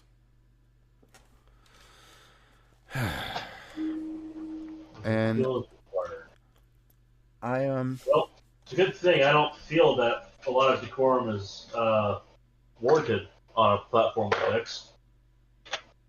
Yeah, generally not. Generally not. So just as a... Oh, yes, that's right. Let me grab a link to this one here as well, because somebody did a really good breakdown of the timeline.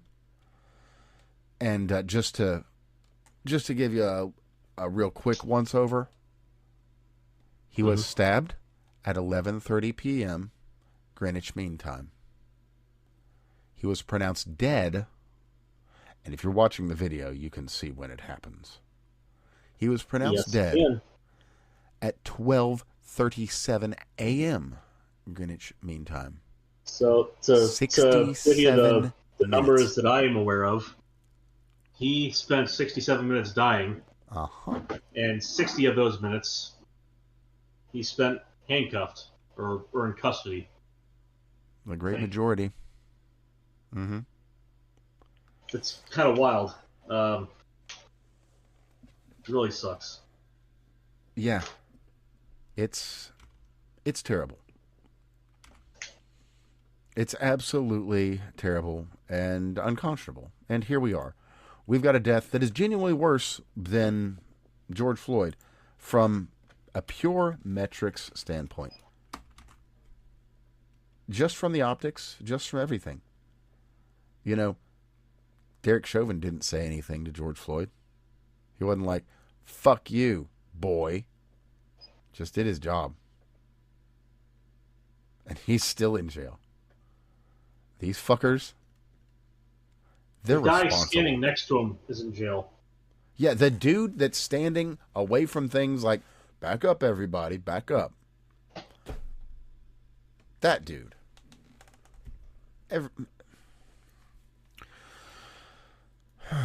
Anyway, look, just a quick moment here. Let me grab a link to this, because I had mentioned it, and I'll be throwing that in as well. And it is Rupert Lowe. And it's about a little less than 6 minutes. You know, not a lot of your time, but I do encourage you to listen to him as he reads over the report, and just a tiny portion, just the vaguest of sampling of what the rape gang inquiry uncovered. And the British, things are so bad.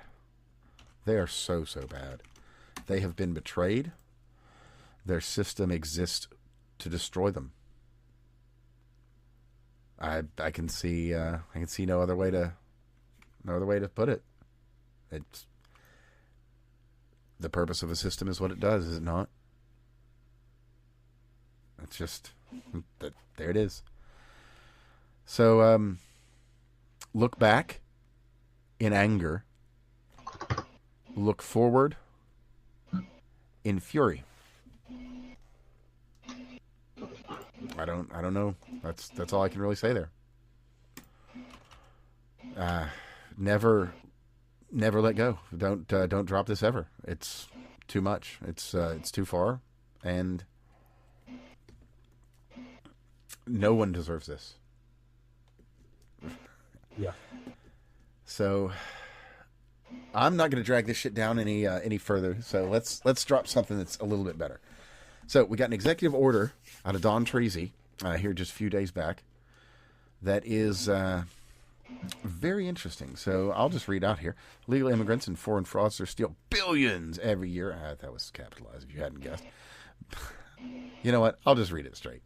Illegal immigrants and foreign fraudsters steal billions every year from American taxpayers. As part of my administration's historic efforts to end fraud and reverse mass illegal immigration, I recently signed a powerful new executive order, which will be led by the Treasury Department to stop banks, credit cards, and financial institutions from being used to facilitate human smuggling, drug trafficking, illegal immigration, and the criminal cartels who orchestrate these activities. Access to our nation's financial systems must be limited to those who have a legal right to be here and who are engaged in lawful and legitimate commerce.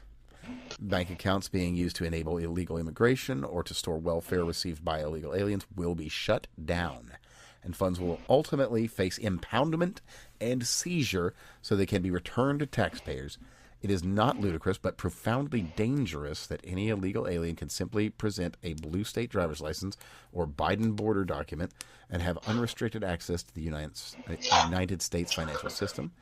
This also sends a clear message to the anti-ICE rioters that your violent disruptions are only strengthening our resolve.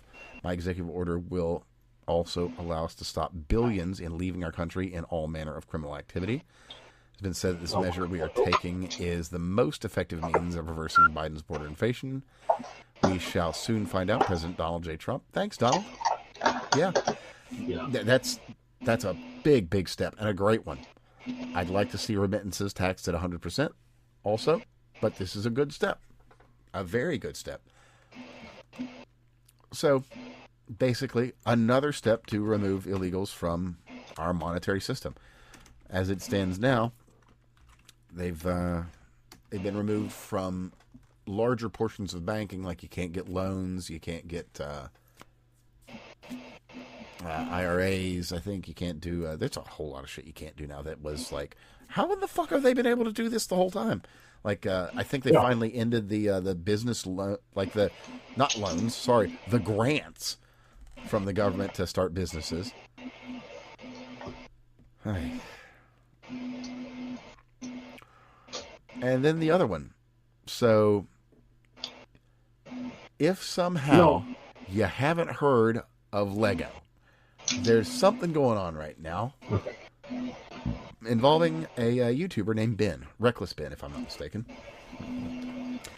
So some folks had a bunch of Legos that they'd collected over the years. This guy, he dies and leaves them to his kids. I believe that's the situation. Or the guy was dying. This guy inherits a metric fuck ton of Legos. Yeah. Some $200,000 worth. Maybe more. That's... So, about a box set. Yeah. So, this guy, he inherits this. He goes to this store, Bricks and Minifigs. At the time, the place has consignment options, and so he signs a contract with them to put this onto consignment. You know, he's wanting to get something like, I think he was wanting to get like 20 to 30 or 40 or 50 cents on the dollar or something. He wasn't even after, like, you know, every single penny, every single dollar. He's just like, hey, you know, basically just pawning it. Fair enough. Well, not quite pawning it. I mean, you don't get as much from pawn, but still, you know what I'm talking about. So, you know, he had let somebody else take care of the business side of things. Broker for Exactly. basically. And it was a part of their deal. Signs the contract, does the whole thing. And then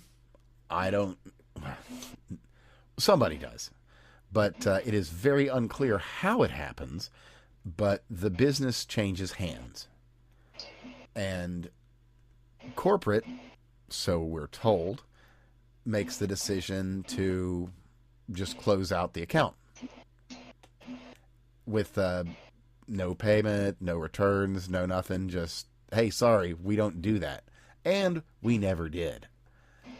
And that's where things get complicated because, well, they've got the contract. Quite simply. So, they take the contract and they, firstly, they go ahead and make a little bit of a public stink about it, this Reckless Ben does. And then, you know, he gets the contract, jumps through the hoops, does the things, gets the court order. They never show up in court. They default. They lose. And so, okay. So I'm going to go and give them the papers. We're going to make a kind of a cool, vindicated video about it. And so he shows up, and the store's closed. Completely closed. Shut down, emptied out, everything. And so, okay, well, can't do that. So he goes to another store to serve these papers. And, oh, well, you can't serve them here. That person isn't here. So he goes to, I believe, a third store. And I believe at this time, he is arrested for, it's either trespass or... drug possession. Oh, you know, well, they try and get him for heroin. So they search his vehicle for 3 hours. The guy doesn't do heroin, just by the by, and did not have any in his car. And so they figure out something. They get him for stalking. So they arrest this reckless bin guy for stalking, despite the fact that he has, all he's doing is process serving. Oh, no, that one's not yet. Because there's more. So they arrest him as he's doing the process serving. And, well, yeah, why not? Why don't we go into it now? We don't have all of the body cam footage, but some has not so much been leaked as they're kind of stupid. And they put 50 gigs of their body cam footage completely unredacted just on the open web in a Dropbox. Of course, it was removed a little bit later, but people were watching, and, well, it's too late, you dumb fucking faggots. And they got it. And so they were able to mix together and splice these, well, not mix, I should say, but splice the video and audio together, and find that the police were actually conspiring with the store owner and other law enforcement and judicial individuals. So, long and short of this, he comes back around, this reckless bin, after he gets this dismissed because it's blatantly illegal. He gets that dismissed. They go ahead and get another charge and get the charges to stick because they've got judges in their pocket. So he goes to serve the papers one more time, has a process server with him. They are both arrested. The process server, whose job it is to serve these papers, is arrested. And then as we find in some of this audio, the police were actually coaching the guy on that. It's like, because the guy's like, hey, I want to see those papers. He's like, no, sir, you don't want to see these papers. Okay. I'm going to take them somewhere else. He's like, well, yeah, but shouldn't I look at these? No, sir, you should not. It would be a problem if you did. The police, by the way, are generally, by department policy, forbidden from acting in any capacity as a lawyer. So that includes giving specific legal advice. Oh yeah. Like that, if you ever watch those body cam videos and someone says, "What should I do?" you immediately see them go, "I can't tell you what to do." Yeah, that is what you would do. But that is not what was done. Quite the opposite, even. So they were working directly with these people who have, and also I should say there's neither hide nor hair of the minifigs or money. Like there's poof, fart in a breeze, just gone. Well, my guess is because it's those fucking Mormons doing this. The money's probably in the church. Oh, and the other thing, there's apparently a Mormon mafia. Okay, if you didn't know, so yeah, they go door to door, you know. All right, that was laying it for. So, what is it? What is it they say here? How about I just read something to you from a book, or I think it was a book. Yeah, I think the book's the Koolaid Archipelago, I believe. Anyway, your punishment for having a knife when they searched you would be very different from the thieves. For him to have a knife was mere misbehavior, tradition. He didn't know any better. But for you to have one was terrorism. Mm-hmm. On that note, Herr Starmer has announced that there will be no ban on the Kirpan, or ceremonial Sikh knife.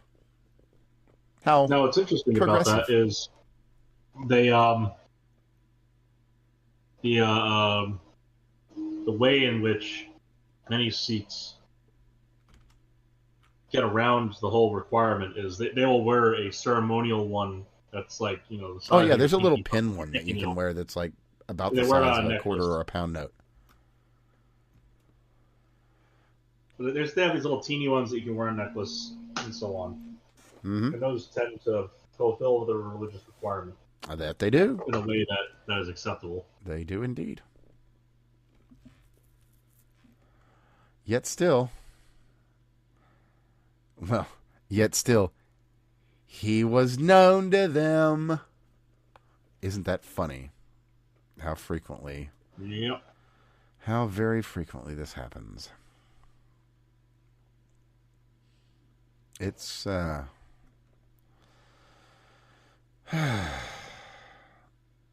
it's something.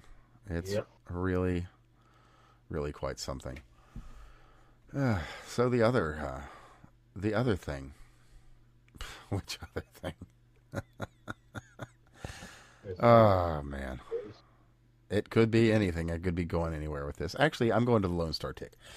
So, we've got no real updates other than that, man, they are everywhere in states that they hadn't been prior.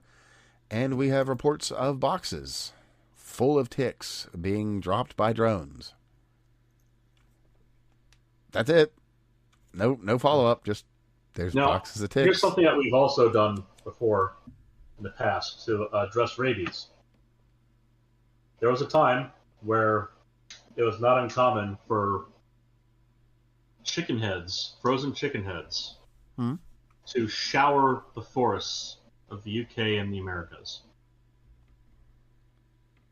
that were full of basically orally available vaccination for animals. Yeah, it worked really well, actually, and that it did. That basically saved raccoon populations, huge swaths of raccoon populations. It crushed rabies across the ocean, here and there. It didn't get rid of it. So this is the funny thing is, I remember growing up and my parents being really, freaked out about wild animals and rabies. Mm-hmm. I didn't realize that we grew up, you and I, your age being, fairly proximate to mine, we grew up roughly around when all this shit was happening. Yeah, actually. And unbeknownst to us. So, the not needing to freak out so much about rabies because it was kind of an overblown risk, that became a thing as we were growing up. Our parents actually had a legitimate reason to go, don't go near the squirrels or anything. They could have rabies. Oh, yeah, no, I remember, Same way that was a warning. It was like, you don't know, they could have rabies. That was a thing that was told to kids when I was a kid. Yeah, that was absolutely an issue. You were taught when you're young, these are the signs of an animal that has rabies. The reason everyone around our age is an expert on that shit is because we were told explicitly to stay away from them. And the thing is, so that was the thing back then. They've done similar things involving specific species of flies, ants, etc., and parasitic wasps. These are animal release measures or animal inoculation measures that have been taken. Going after West Nile with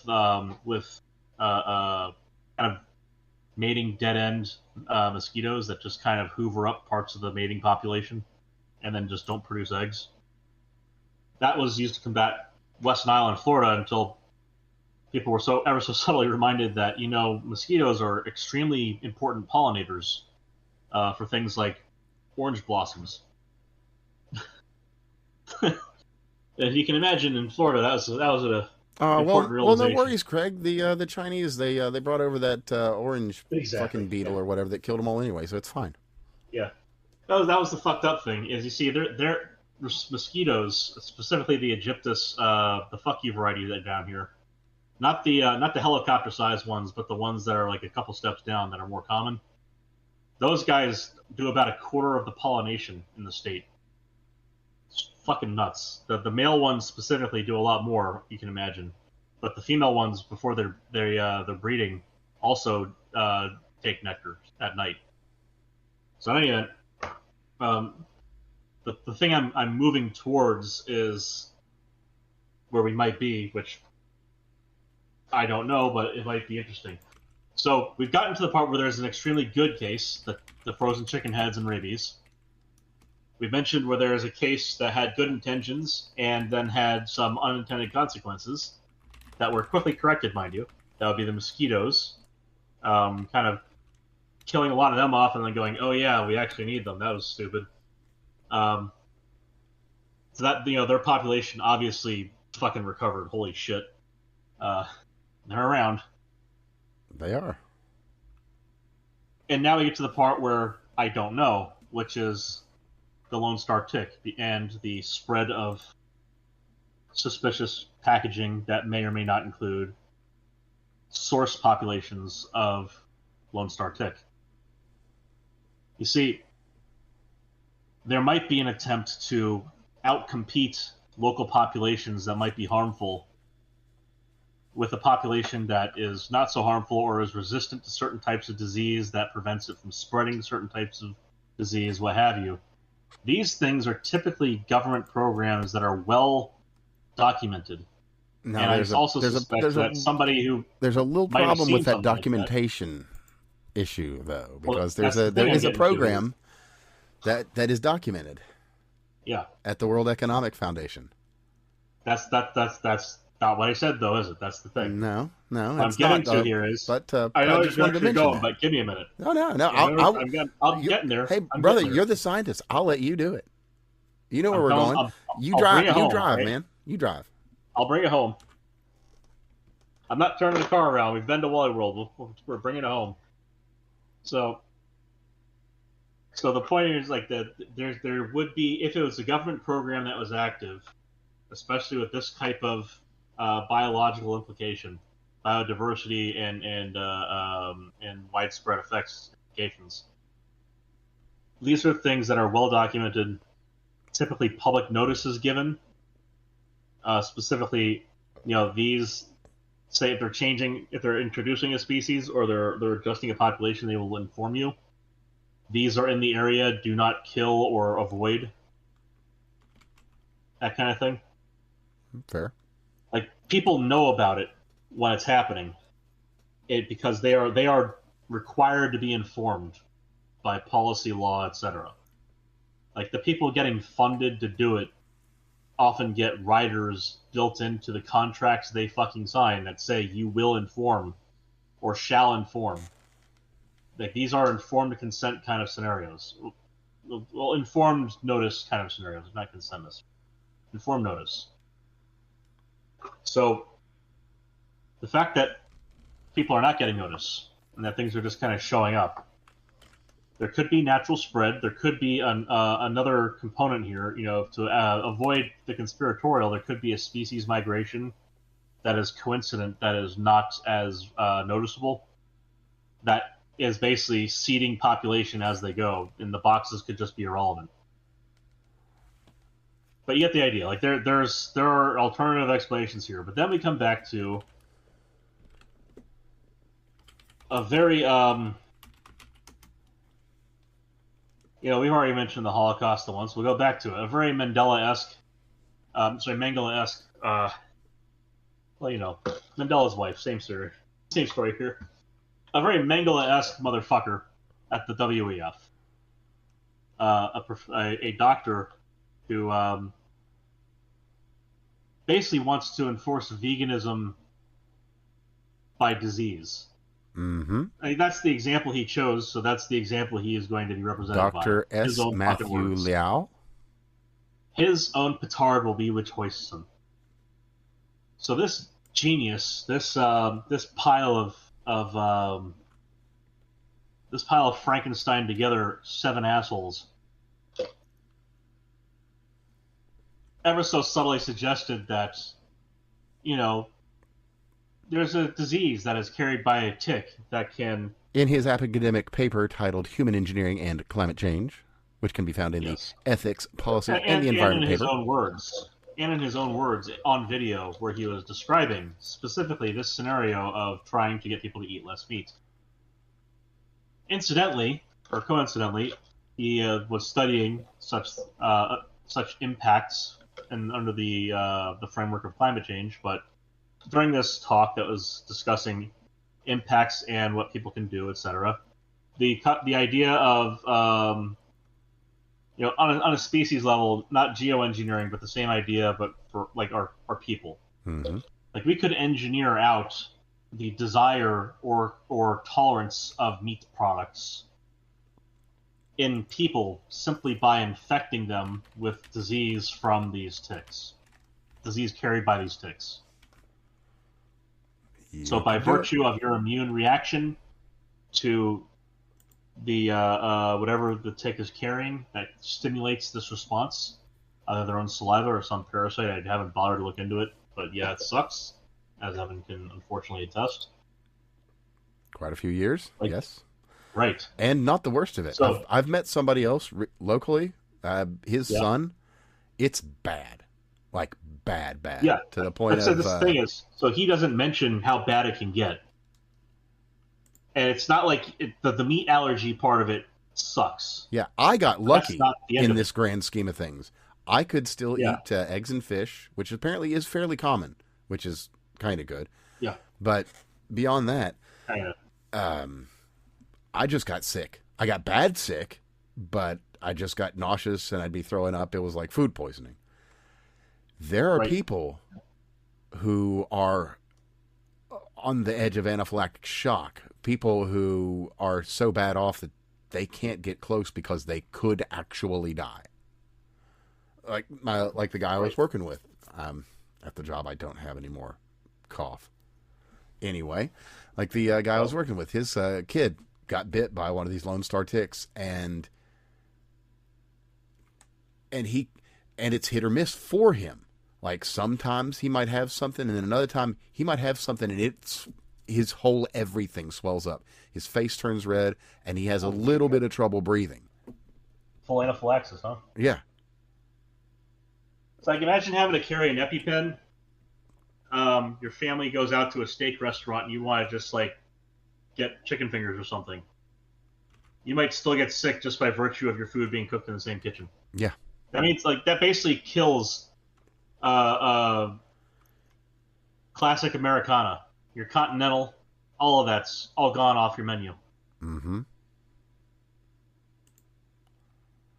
It's Heaven disastrous. forbid you go to Brazil and have to go to a steakhouse, right? Like it's beyond the facetious here. Like it's bad, and it is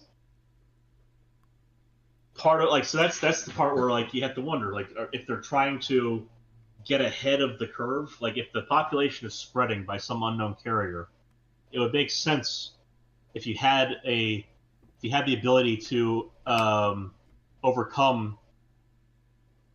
Like say you introduced mating partners that would like kill the spread of the population and thus create an artificial barrier on the spread of the disease by area. That's where you have like a different genetic strain where they've modified it in such a way that it destroys whatever parasite. Like say you've done something to meddle with it in a positive direction to evade spread of the disease carrying capacity. You might go towards the leading edge of the population spread and introduce it there just to corral the main problem, and then you could work your way back in towards the interior once you get that. That would still involve potentially, and it sounds ridiculous because it is, but at the same time, cool. That might involve spreading ticks.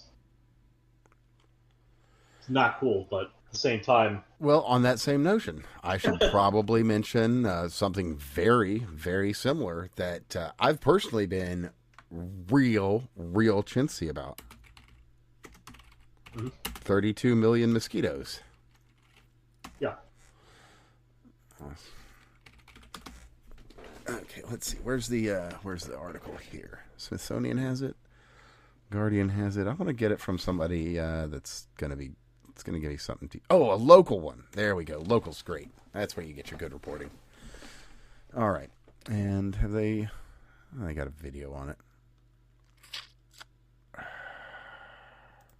Let's see if there's somebody that's done a good write-up on this thing. San Francisco Chronicle. Oh, yeah, that's not the Tribune. That's probably okay. All right, so I'll include a link to that, of course, and just give you a real quick one. So, Google-backed stuff. Not Gates, thankfully. His shit's a little more chintzy and spooky. So, what's going on here is there's 32 million of these genetically modified mosquitoes. It's apparently males, and they've been modified to be utterly sterile. Yeah, that's one of those ways that as opposed so to the idea is that a carrier of take up some space spooky in the thing. population. Yeah, The idea is they take up space in the population that's currently breeding, and so you end up with a bunch of females who are not fertilized. Yeah.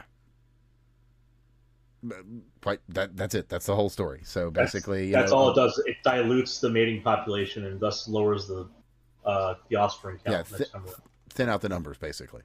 Now, does that mean there's going to be a shitload more mosquitoes for a little while? Yes. But it doesn't get rid of them. That's the important thing. That's the lesson they learned from here, from West Nile. It doesn't get rid of them. It just decreases the population some. Which, Which is better, mind you. It's better than when when we were responding to Zika, where they were walking around fogging neighborhoods. Yeah. Better than that. Definitely. The drive-by alcohol fogging was kind of cool at first. Then it got really fucking annoying. So not that. Well, that, and you can cause a lot of trouble with all that shit, too. So. Yeah. Oh, really? Okay, well, update. These are of the non-biting variety as well. So. Well, males don't bite. Generally. Well, it's like, what is it? Their proboscis or whatever isn't strong enough to penetrate human skin. Their proboscis cannot penetrate. Yeah. Correct. Their proboscis is designed to get down into a flower to get nectar, and that's all they can really do. So, that said... They're pollinators. Important pollinators. It's really cool that we can actually artificially boost the pollinator population in an area. Well, that's what I was going to mention, is that they're not on this. They're wanting to do the release in California and Florida. Yeah, I imagine that'd be target populations, or target areas. So, just wanted to put that one out there as this one, despite a lot of naysayers out there, this one seems legit. Could they be up to some surreptitious bullshit? Bugs, Of course they could. But this particular case doesn't seem like they are. So, cool. We just got through love bug season, so there's a little bit of annoyance there. It's like, oh great, another bug I've got to drive through, but okay. Yeah, I mean it's kind of a it's something, as opposed to a lot of the garbage that. But yeah, so I don't know about the ticks. Is it this sinister chuckleflux wet dream coming true? Yeah, now the ticks, we don't have any such confirmation of. Is it some South Korean death cult spreading shit in the United States? Right. Yeah. Yeah, and we don't have the answers here. Among the possibilities. Don't have the answers at all. So, I have good news, bad news. Overall, good news, but take this good news with a grain of salt. It'll make sense in a moment. I'm gonna be bloody after I get the good news, aren't I? Got it. So, new research has been done that finds that long-term cognitive decline is not actually a feature of cannabis impairment. I know. Sorry. Mind, you have to stop smoking for your for everything to get back. But yeah, actually, you basically do just get back to it. So unfortunately, stoner culture. No, so here's the thing: is the headline statement that you made there is not factually accurate because it's still in decline during the use. All it really points to is the neuroplasticity capacity of the brain to recover from the damage you do. Not that damage is not done. Well, as I said, structurally after you modifies stop, your brain. It's like you do have to stop to get back to normal. Again, it does structurally modify your brain in that the long-term connectivity is severely impaired. So the fact that you can recover that at all is really cool, but the reason that you have to do that recovery in the first place is really stupid. People drink. It's whatever. Well, look, I'm not taking away people's choice to pick their poison. It's just that you should be informed of the consequences of choosing said poison. Oh, speaking of poison, Speaking of poison, Be overly concerned about your loved ones when it comes to that stuff, not three neighbors down. Yeah, fair. But anyways, talking about go. poison. So there's a new Star Wars movie, and there's also some other new movies. No, there aren't. Well, that's, leave me alone. What are you doing to me? That's what that's what Disney would like you to think. Yeah, They would desperately love for you to not know about some indie film that was made with less than $1 million about some girl who is obsessed with some guy. But here we are. Obsession has earned, as of the end of the month, mind you, we've gone into another weekend yet, so as of Sunday, it had made $100 million domestically, and The Mandalorian had not. Oof. Interesting. Also, there was they took the Mandalorian and Grug or whatever the fuck its name is. Yep. They tried to do a nostalgia hook on that after they fucked up the season by getting rid of Gina Carano. A little bit, they did. And, it didn't work very well, did it? It did not. Well, sucks to suck, man. It does. It really. Speaking of shit that didn't land. There was supposed to be another Stargate series. There was, and as a matter of fact, Amazon Studios. And as a matter of fact, the writer was someone who had been previously involved, I believe, in SG-1 and the Universal SG-1. one. No, he was in SG-1 and Atlantis. Oh, Atlantis. I thought he was in Universe. Okay, those are the two series that everyone loves and should, because they're fucking great. Yeah. Stargate Universe was like they had some like the first season was a lot of drama, bullshit. Conceptually interesting, execution lacked. Execution on season 1 was iffy. It was a rocky start, but season 2 they picked it up, and the cliffhanger they left was like beautifully perfect for whenever they get back to it. That's all. Like, just they don't even need to come back to, like, they don't even have to acknowledge SGU. The cliffhanger is is placed in such a way, the whole their structure to the universe thing. Like, it's in such a way that the canon from it can coincide with whatever the fuck they want to do, as long as it is consistent with SG-1 and Atlantis. That's all they have to do, is just be consistent with SG-1 and Atlantis, and everything SGU did will fit into place. And yes, it couldn't do that. They couldn't be bothered to take free fucking money, guaranteed income, off of ad revenue served to a bunch of fans who will absolutely go back and watch all of SG-1, Atlantis, and You, as well as the original movie. Not only will they get all 4 of those with fresh sets of eyes from fans and everyone they can fucking tell, because they will go out and get people to watch with them, but they'll also have an entire set of the cloud of people around those fans pulled into an entirely new season of something. This is something where you have to try to fuck it up. So of course they did, and they did it rather early. They couldn't not fuck with it. They wanted to have more of a general audience appeal. Well, actually, I've got a bit of a. I don't have a direct statement, but I do have a summarized statement from the Amazon executives.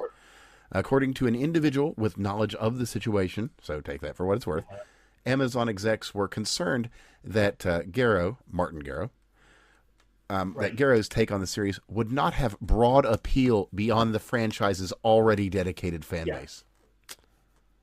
You see, that's the problem, is word of mouth sells something like Stargate this late into the franchise. Word of mouth is going to sell new eyes on the whole entire premise. Like I said, like I told you already, like all of the previous output combined, including the Continuum, the animated movie, That's 5 different properties now we're talking about. All of that is something that will be rewatched. It will be watched by new audiences, like new adjacent audiences, if you will. Like, they will get a larger audience than just the original crowd that still likes it. This is not something you have to advertise stupid heavily. You just have to get some hooks out there into the general audience, but largely you just have to appeal to the fan base, and they will hype it up. This is marketing 101 shit, and I don't understand how they flubbed this so hard. But the thing that really is bothersome about this is this comes back to, like, this brings us back to discussion on Warhammer side of things. You know, with Henry Cavill leading the charge there, like, he's gonna make or break it. It's either gonna happen under his sanction, or it's just not gonna happen because they can't take free fucking money.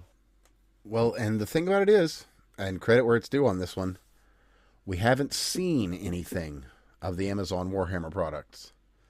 But That's what we actually have awesome. seen, however, is some pre-production, some video here and there, some pictures from the Highlander remake.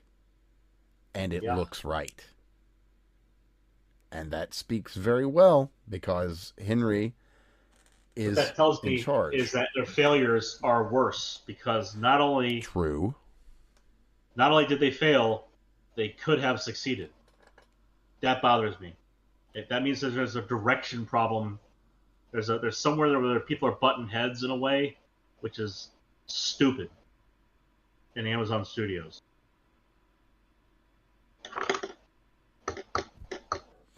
And speaking of studios and bad decisions, or good decisions, for that matter, we should probably talk about America's most trusted source of news, CBS News, 60 Minutes.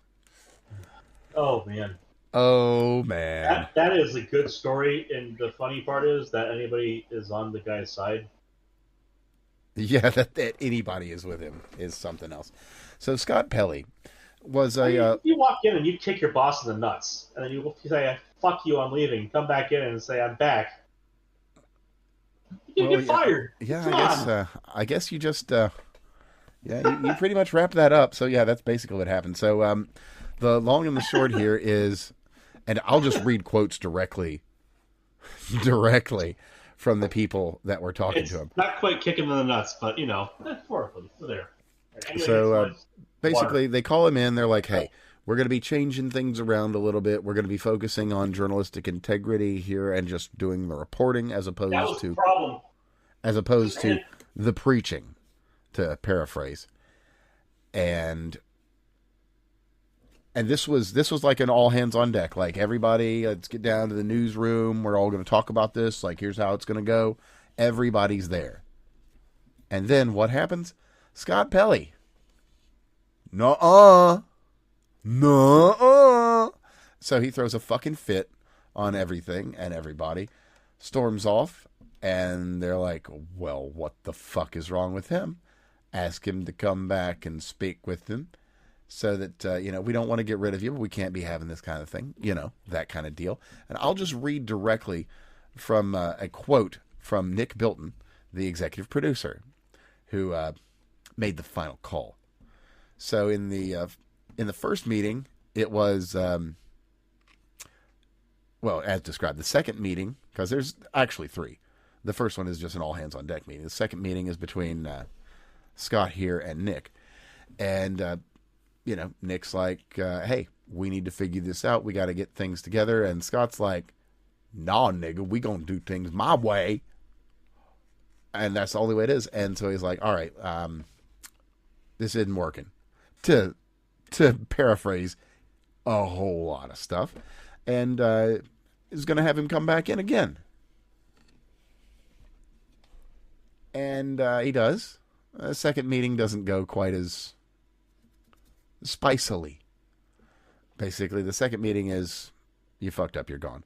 So anyway, just to read from Mr. Bilton here. "You hijacked my first meeting with staff to disparage me, my qualifications, and my intentions." Damn. That's harsh.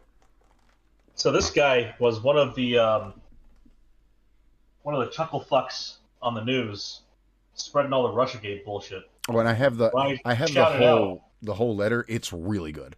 Go ahead. I'll read it. I'll read that out to you last. I shouted that out when I was leaving the room about the integrity being a problem. That's the bit I meant. Is this is one of the Russiagate hoax motherfuckers. Mm-hmm. Absolutely. Oh, he's got plenty of history. So let me just read this off. This is basically the contents of the second meeting. Basically, there was none. So this, I'll just read it directly here from Nick Bilton, executive producer, 60 Minutes.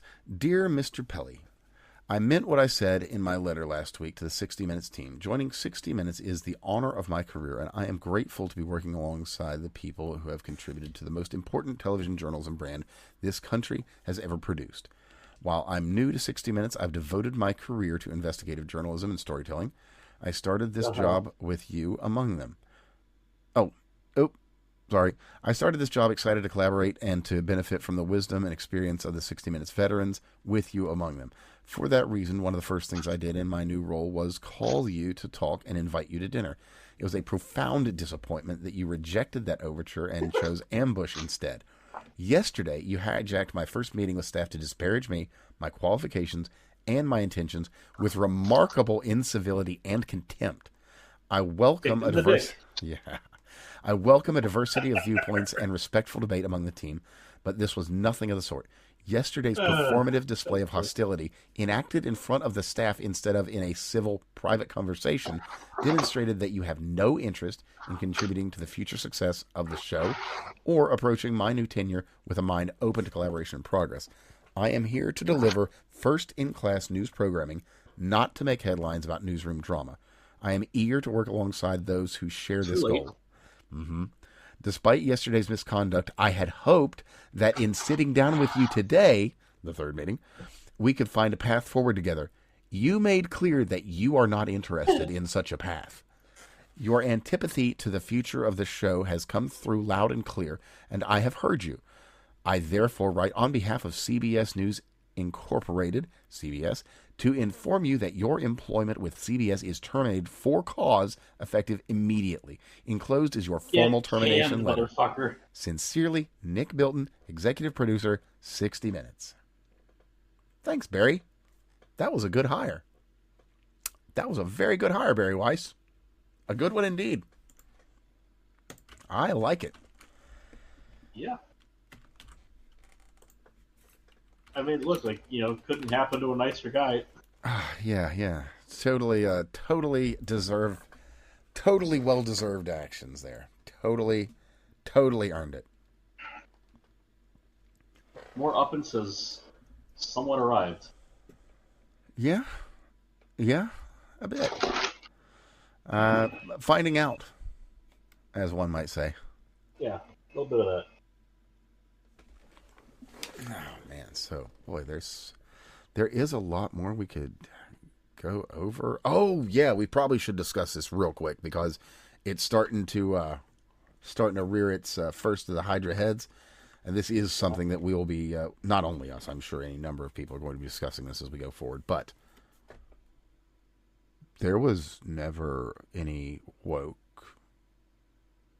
There was never any canceling. Okay. There was woke 1.0 to America's. No. There was no such thing. Oh, no, motherfuckers. See, the problem they have is you can't just delete your posts on X and expect it to go away. We've archived you dumb fucks. Mm-hmm.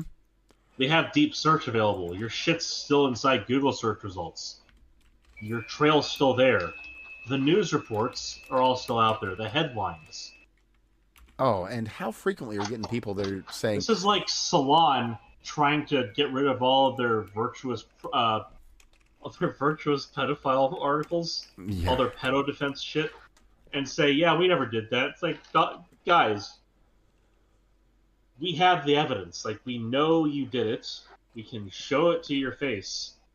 And it doesn't matter if you continue to believe your own bullshit. What is hilarious is that you think someone else is going to believe it when it's side by side with your own fucking words.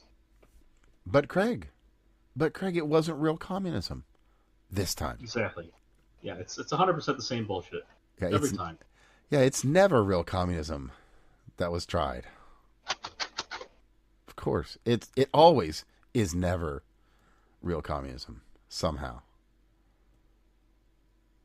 Yeah, so these shitheads think they're going to be able to wave their magic wand and gaslight you into believing that cancel culture wasn't a huge problem. It's like trying to say in gaming world, it's like trying to say Gamergate never happened. And Oddly enough, funny you mentioned that. Funny I should mention it. But there really isn't a story there. It's just the constant one of it. Well, they're trying because they're the company that was behind Silverstring Media. I can't remember what the fuck the name of it is off the top of my head just now, but it popped back up into the timeline today. Oh, I might have missed that. Yeah, it's I'd have to go through my slew of bullshit on my timeline, but there's a. Well, we'll be keeping an eye on it. Oh, speaking of keeping your eye there's a little out. more of that shit. Speaking shit of keeping your eye out, did you know that it is totally fine to call people gay now? Oh, you some kind of faggot? Well, if you're afraid to call somebody gay, you might be. Well, I noticed that it's become in vogue rather, to insinuate that men not to the left of Mao are homosexual as an insult. But that's actually been going on for a good part of the year.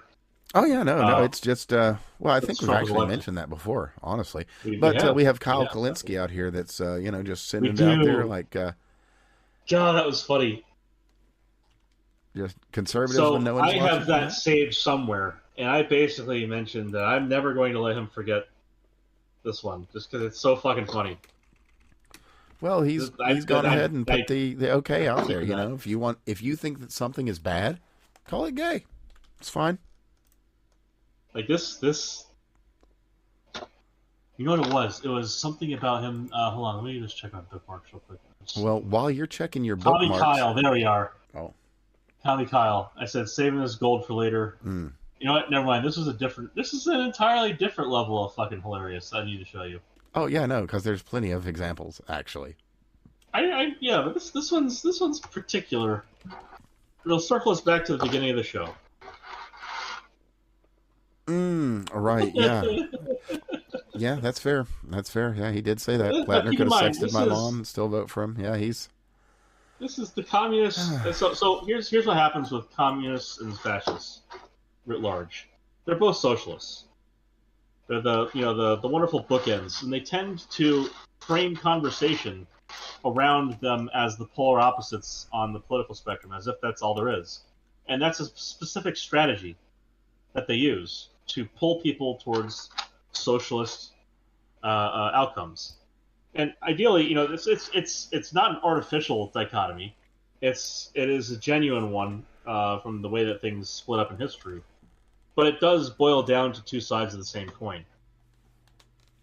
So fascists and communists really fucking hate each other, but they are both socialist systems. And this is a great example of how they rally around each other when it comes to fighting capitalism, because they both detest individualist societies. They want the collectivism to be built in. And so, fucking Kyle Kalinske, communist extraordinaire, saying Plattner could have sexted my mom and I'd still vote for him. He's talking about a flagrant Nazi, an anti-American Nazi, mind you. This guy. A philanderous Nazi, even. A philanderous anti-American. Well, hold on. Nazi. Let's be honest. Neo-Nazi. Yes, that's fair. That is very fair. Neo-Nazi. He is not a member of a German political party. Because he obviously did do something wrong. He is a member of an American political party. He is a Democrat. As Yeah. one suspects, he is exactly what Democrats have been looking for. He is just the guy on the ticket. So, in any event, this was just one of those beautiful things. Because later, Kyle is the kind of cretin, going back to what we were just talking about with cancel culture, etc. He's the kind of guy who will have this shoved in his face and then try to outright deny it. Or, like, Oh, speaking of denial, I need to check real quick on Thunderfoot for something. Okay. But speaking of circling back, though, like, he is also similar to Hassan Piker in that, of course, if you quote him his own fucking words, he and his audience will claim that there is some missing context, even if you quote in full the totality. And, in the case of Hassan Piker, his 7 to 12 hour streams, even if you gave the entirety of the full fucking context, say it was even a month of his streams, or other streams that were connected to it, he'd still say, as a means of eliminating the argument from discussion, just to trying to dismiss it, oh, well, the context is missing. There is not a context that makes this one okay for Kyle. No, not really. Not really at all. It really isn't. It's just it's so wonderfully illuminating on his the state of his mind, and just how seriously you should consider a piece of shit like him. Oh, and speaking of considerations of serious pieces of shit and what's on their mind, there you go. It would appear that Dr. Mason has finally found the courage to mention the Blue Origin explosion. Really? Yeah. It took him until the evening of the 29th. And I'll just read... the afternoon. Yeah, and in case you didn't know, Blue Origin explosion, it sucks. Yeah, it's a fucking lot of damage. Like, that launch site's going to take... I don't know how much repairs, but it's going to require significant ones. Luckily, they have the people there to do it. Oh, yeah. How to do it. Yeah, So I mean, worst comes to worst, SpaceX has some folks that literally had to fix one of these already. So if they need to, they can call in some expertise that knows exactly how to take it from the Apollo program. A couple of hiccups early on isn't going to stop it. Yeah, no, and this is something that. Well, anyway, yeah. my comments here aren't. We're not here about our comments. We're here for the doctor. I should be. Philip Mason. I should at least give him the honorific of Dr. Thunderfag. So and I should at least be cordial enough to call him Dr. Mason. So let's hear what Dr. Mason has to say about the destruction on the launch pad from Blue Origin attempting to do it. Run test. Well, and just to add some context, if you're not aware, Dr. Phil Mason has commented on every single SpaceX launch, whether successful or not. If successful, he usually didn't have much positive to say other than, well, I'm surprised. And if not successful, well, I'm not surprised. And then a whole bunch of shit talk. So anyway, now that you've got your context, I'll just read off his tweet for you here. Pretty sure if I criticize this, there will be a massive chorus of SpaceX fans telling me it's just an aggressive test program. If you're not blowing something up, you're just not innovating fast enough, etc., etc. It was a hot fire test. Yeah. Like, there's the smoke test, man. Like, come on. The idea is that you win either way when you run tests properly. Either something goes catastrophically wrong and you fix it, or it goes correct and you have better data to do it better. If the whole entire iteration is you fix things that you can fix until you have nothing left to fix, and then you optimize. That you do. And as a matter of fact, they'd made a point of choice in that launch. As a matter of fact, they had a basically kind of empty ship. Now, yeah. So no satellites lost, no super expensive gear other than the Blue Origin launcher and the landing pad. But that's it. That can be fixed. They can. And that's the other thing is the launch pads are coffin nail tough. Like these are meant to take a beating from the working end of a rocket. That they are. Like the whole fucking, but they're not supposed to take it all at once. It's supposed to come out in a jet and all that. They're even designed to take significant impact from the thing tipping over and failing. Mm-hmm. They're not built light. This is hardened shit. This is not difficult to repair either. That's the fucked up dichotomy there. It's mostly time consuming to repair. And the thing is, like, you don't even have to spend too much time because there's spares. I'm not saying they have a whole separate launch pad, but like they have blocks of concrete, pre-tensioned, ready to go for drop-in replacement. They have fresh systems to like just from spares alone on individual parts. They have spare cooling systems for the sound damper. So like for the space shuttle launch, when they pour in a few million gallons at once just to prevent it from shaking the launch pad apart. Like they have backup systems that they can pull in here, either as parts or in whole sections. So the time consumption is going to be on the order of months.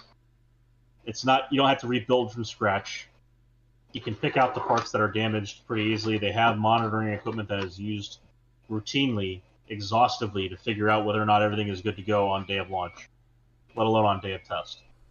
So this is one of those things where, like, NASA has done a really good job of having shit on the shelf and ready to go.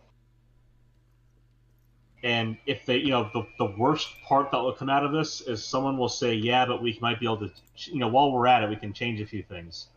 The worst thing to come out of this would be mission creep. That might cause say a few months delay. Well, but, if they have a timeline on things, it could be a little bit more than just a few months. But either way, it's not. You know what I mean? Like we're not talking a 10-year.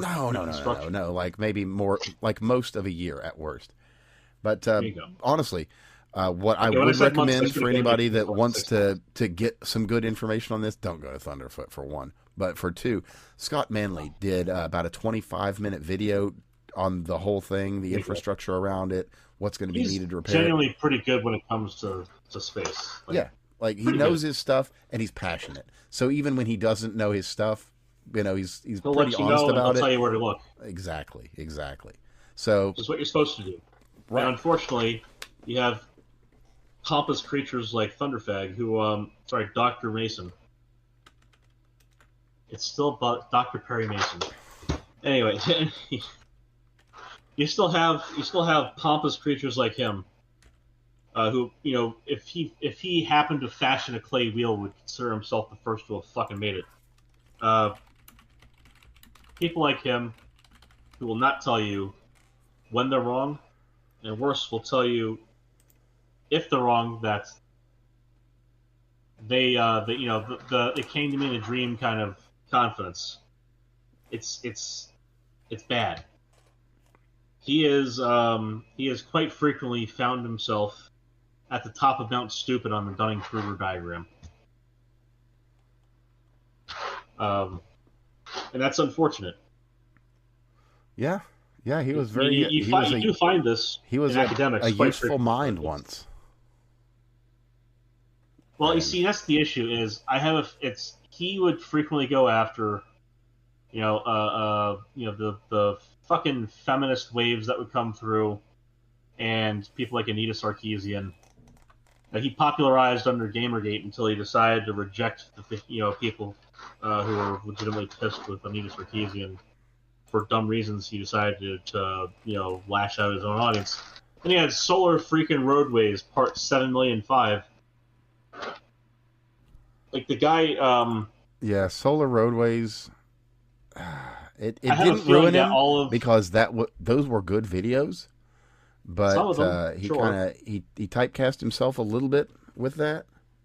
So my issue with him is that he spent a decent amount of time in the popular, we'll say the more layperson side of his audience, presenting low-hanging fruit.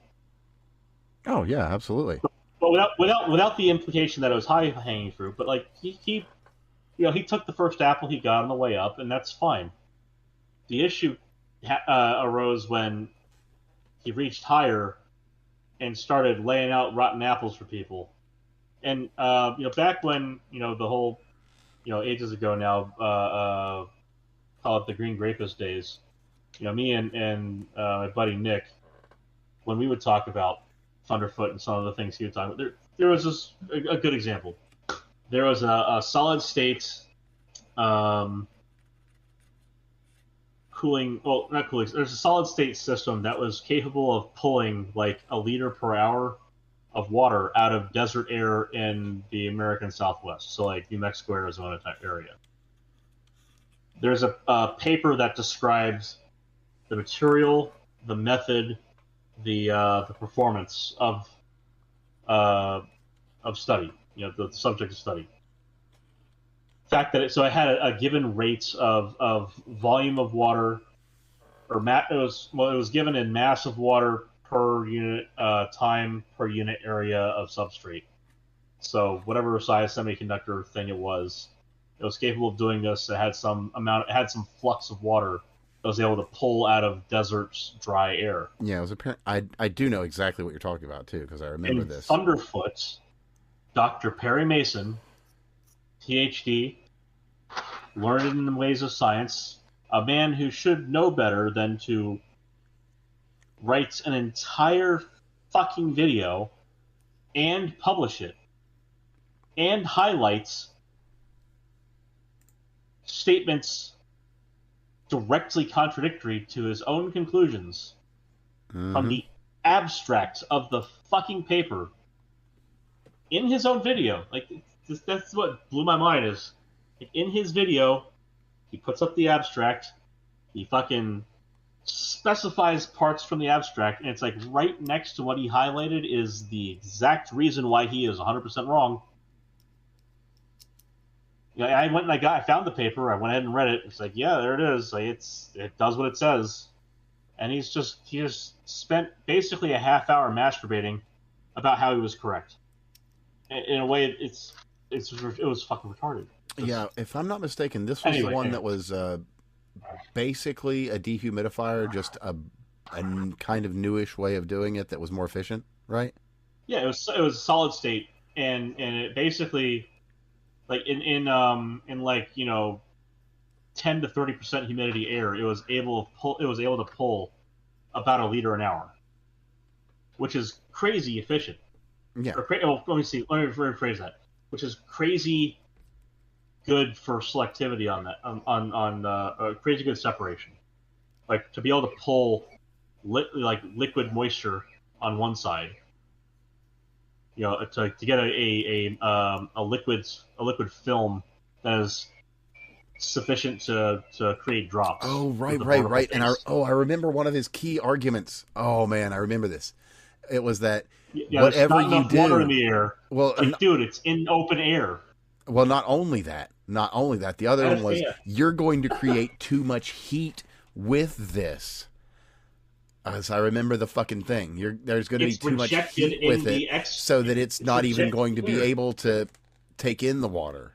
It was like right. It was so just for the audience. There's absolute and relative humidity. Relative humidity is the 0 to 100% that we're all familiar with. Hotter air can carry more water, so if you have, say, 50% humidity at room temperature, if you raise the temperature, 10, 20 degrees, you probably go down to like 40% humidity.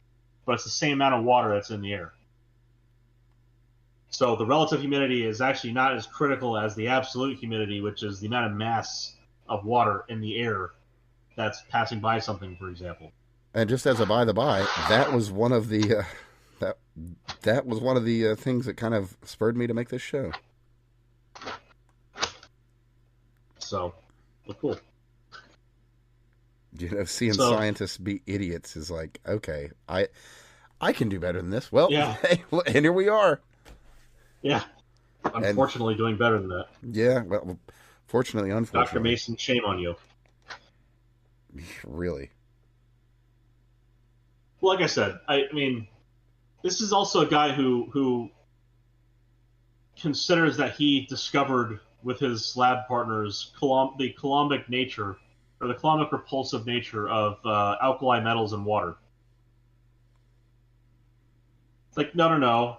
These types of unstable phenomena have been well characterized in fluid dynamics and chemical engineering for decades. Yeah, that's right. He got the high-speed camera and was able to actually document something that was thought to be the case, but nobody had documented it before. Isn't that right? That's the thing, is it had been documented and it was known to be the case. But or not like you know what I mean? Like he got video of something that had never been actually videoed. It's something like that. It's like he didn't actually discover the thing. He just got more. His claim was, the first time ever we can say that this is what happens. Like, dude, sure. It's like I'm so happy that the journal you published in didn't have the depth of knowledge to understand that this is already well characterized. I mean, and look, I'm not knocking that he is capable of taking video of that, because the experiment itself, tossing sodium, potassium, eutectic alloy, the NAC, tossing that into water and then watching it explode, but getting like good crisp video of it, that's pretty fucking cool. It's fun. Like, that's one of the things, people wonder, like, why the fuck you do all this stuff. There's genuinely some fun stuff to do in the middle of all that. That's the kind of stuff that physics and chemistry teachers teach kids in high school that get them into, like, oh shit, science is awesome. Yeah. Like, and a great one, which is it's a crime against humanity that they decommissioned it. Nottingham University. In fact, I believe there was a periodic video on the device itself, specifically because they were getting rid of it. The NAC fountain that they had, which is a magnetohydrodynamic fountain. So you have Lenz's law. You have the right hand rules. So force and magnetic field and electric field all form an orthogonal basis together. So you have like forward, backward, up, down, left, right. So that fountain has no moving parts besides the fluid. You run an electric field across it with a permanent magnetic field in 90 degrees off, and it creates it induces a velocity to balance the force, if you will. So it shoots liquid sodium potassium alloy up into the bell chamber above. Fucking amazing, beautiful piece, and they decided it was too dangerous. Lame. So they had to get rid of it. Fucking retarded, right? It's like, goddamn. It's not like it was particularly efficient. And those motors can be incredibly efficient. It's not like it was particularly efficient. It required a significant amount of current to run.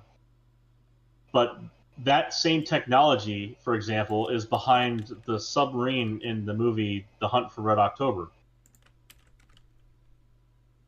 The reason why they were sent after that vessel was because someone on it was going to defect, or plausibly going to defect, and the technology on it was brand new and could change the balance of power, geopolitical power. So the Red October, or the October submarine, had magnetohydrodynamic drive. So that meant that they just ran current through the seawater in the presence of a magnetic field, and it jetted water out the back. And this is actually a way that this is actually a viable method of propulsion that is used out in the ocean already. Like this is something that is fielded as a technology. Oh, that's neat. So it's not fielded in submarines, mind you, but you can do things like make a vessel pass more efficiently through the water by modifying the near field fluid next to the surface. You can decrease the friction of it using methods like this. You can also just use it as an engine in general if you have quiet requirements, like you have noise requirements, or say you have endangered populations you frequently have to pass through.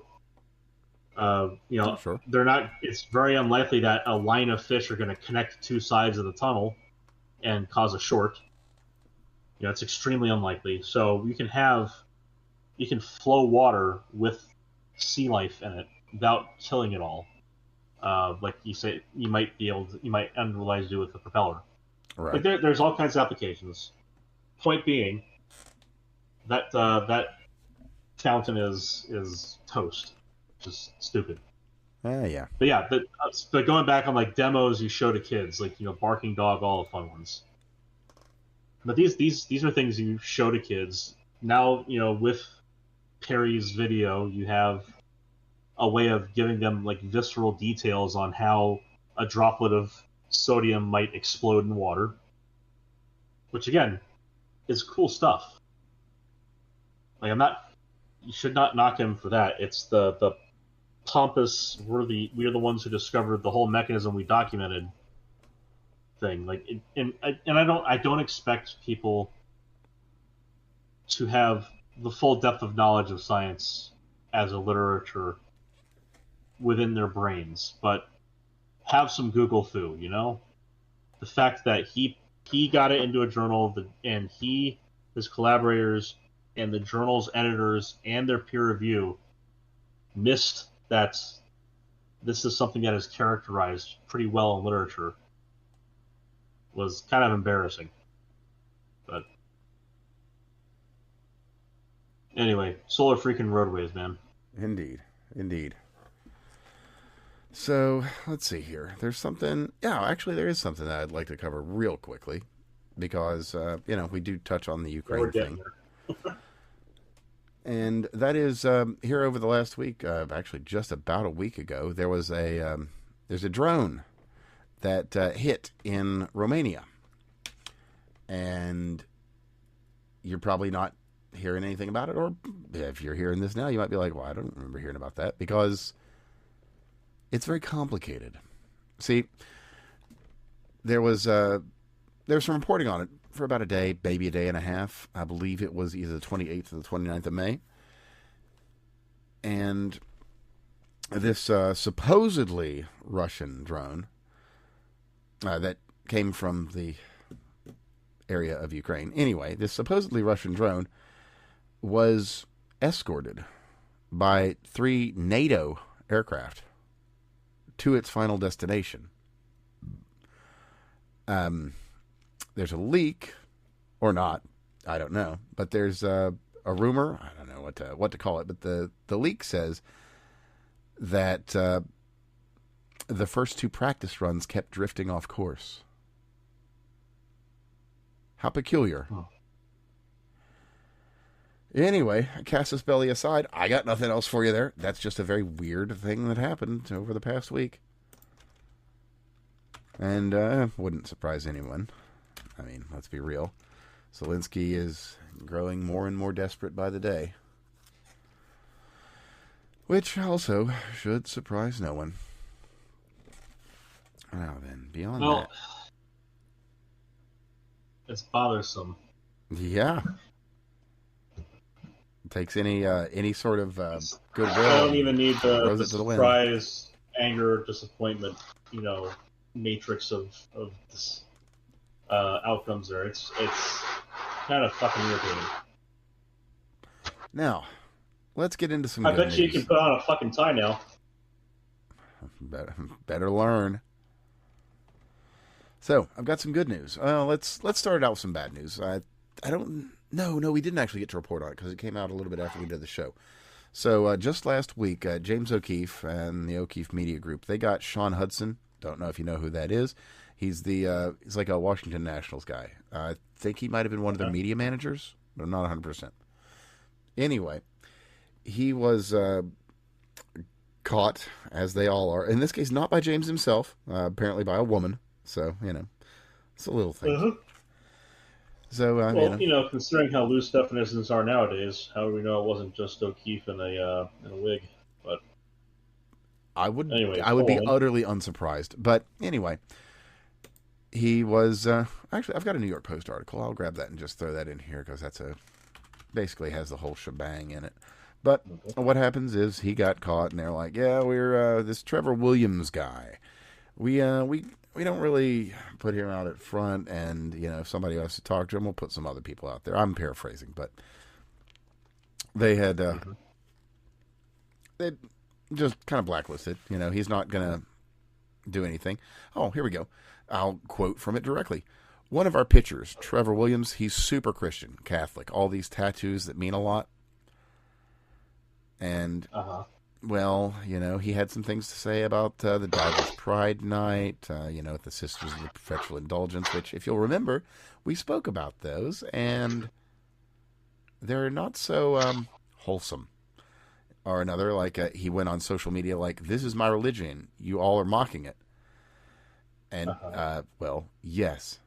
And more quotes. It becomes absurd, Williams said. If this is going to continue to happen, what are we doing? So, with that, once this reporting came out, well, it was passed along to the necessary people. Well, Sean Hudson, he's not really working for the Washington Nationals anymore. Oh, he was in their media department. Okay, he was their director of community. Nationals director of community relations. Ooh. I'm picking up some related communities here. Yeah, some very I specific feel like ones. that's the degree of which the job was completed. Yeah. Well, it certainly seems like Christians are the most persecuted group in the world these days. By volume, pretty easy thing to say. Yeah, and I mean, then we get to then we get to Nigeria, and then things get sure. Really, if you want to really dark. That's the other thing. Speaking of bearing witness, yeah, look at the distinction. Look at the distinction between administrations in the U.S. and their response to that level of terror being exacted upon a local population of any sort over in Africa. Like it is, and believe me, I understand the notion, on the in-group side of this, but it is particularly incumbent upon. I could just go on the personal side, among Jews, but it's clearly incumbent upon Christians to proactively protect Christians, let alone just people, from clear and present great acts of evil, like what is being exacted upon Nigerian Christians by Muslims, by incidents, but say it was Zoroastrians from Persia that found their way over there and did it. It's the same thing. It is incumbent upon Christians to protect others from great evil, if it is within their capacity. And I would say the same, generally speaking, of Jews, but frankly, we're not of large enough numbers to make that a thing, outside of Israel and the United States, frankly. In the United States, that's a tenuous question at best. There's only so many of us to go around, but there's a lot of Christians. And, 20 to 24, 21 through 24, you had Biden at the helm doing who the fuck knows what, but it certainly wasn't helping people. Now you have Trump, who is merrily going about his way, sending sufficient raids over there to tell them to knock it the fuck out before we show up on the ground. To that very point, even telling old Benji to knock it the fuck out. Yeah. Credit where it's due. People say that the United States is, I'd say retarded people say the United States is controlled by Israel. It's very much the other direction. And it's kind of always been that way. There's a debate to be had. There's some give and take there, but by and large, we're the ones supplying them with stuff. We're the ones cracking the whip and holding the leash. But moving on, because we do the same thing in South America. Oh, yeah. Oh, speaking of South America, we'll be keeping an eye on Cuba, just as a by the by. Yeah, I'm waiting for that one to finally... that shoe going to be dropping soon, brother. That shoe going to be dropping soon. But speaking of bearing witness, I've got good news, bad news, also South America. So there's a guy out of 5 News here, British dude. So, as you can imagine, Channel 5, British news guy, he's going to be progressive. How progressive, who can say? But he's going to be. That's just the way it is. So he goes to CCOT. And he sees a bunch of people. He sees a bunch of human beings locked in cages. And his heart breaks. Despite the fact that these guys look a little scary, sure. But as he was, asking questions like, do they have to be here forever? A guard or one of their media people just puts a phone right in front of him and plays a video of the guy he's sitting in front of chainsaw a bunch of fucking people to death. And in his own words, he said, I'll include the thing, and I'm not going to play it because I don't want to catch a strike on this or anything. But the long and short of it is, if I hadn't seen, I wouldn't be able to understand. So let your eyes behold. You have to see. Yeah. You have to know. Look, there's still people who think that, and it's probably because it is speaking from the experience of what I know. There's still people who think in the Marxist circle of, it didn't happen. If it did, then it's justified, a good thing. Still people who think that Jewish women weren't, at Kibbutzim on October 7th weren't raped. It's like, yeah, they were. There's video evidence. And they're proud of it. Same shit. It's just, when they tell you who they are, you have to believe them. Otherwise, all around, yes. Speaking of that, there is one thing that we should probably mention as we're getting towards the end of the show here, and that is that when a man tells you, a human man, a male, sure, yes. Mm-hmm. So when this human man tells you something of dire world-determining importance, that if I am a liar and if I am to be, if my words are to be discarded utterly, then my aorta will be severed. And to have his aorta severed, one would think that would mean something. Now, for some of our audience, what I've just provided will be completely clear, and they know exactly who I'm talking about. For others of our audience, you won't. Well, I'm talking about a man by the name of Muhammad. And Muhammad said that if I'm a false prophet, then I will be killed by having my aorta severed. I got some bad news for you, bros. He got his aorta severed. Sorry. That's it. The fuck. So this is a minor component of what is called the Islamic dilemma. Yeah, there's more than one. But that's kind there's of a lot of dilemmas in the Islamic dilemma, but that is one of the critical ones. But let's just say things like the Dead Sea Scrolls, horrible news for Islam. Oh, what is it? There are British buildings that are older than Islam, right? There's a pub in England that's older than Islam, right?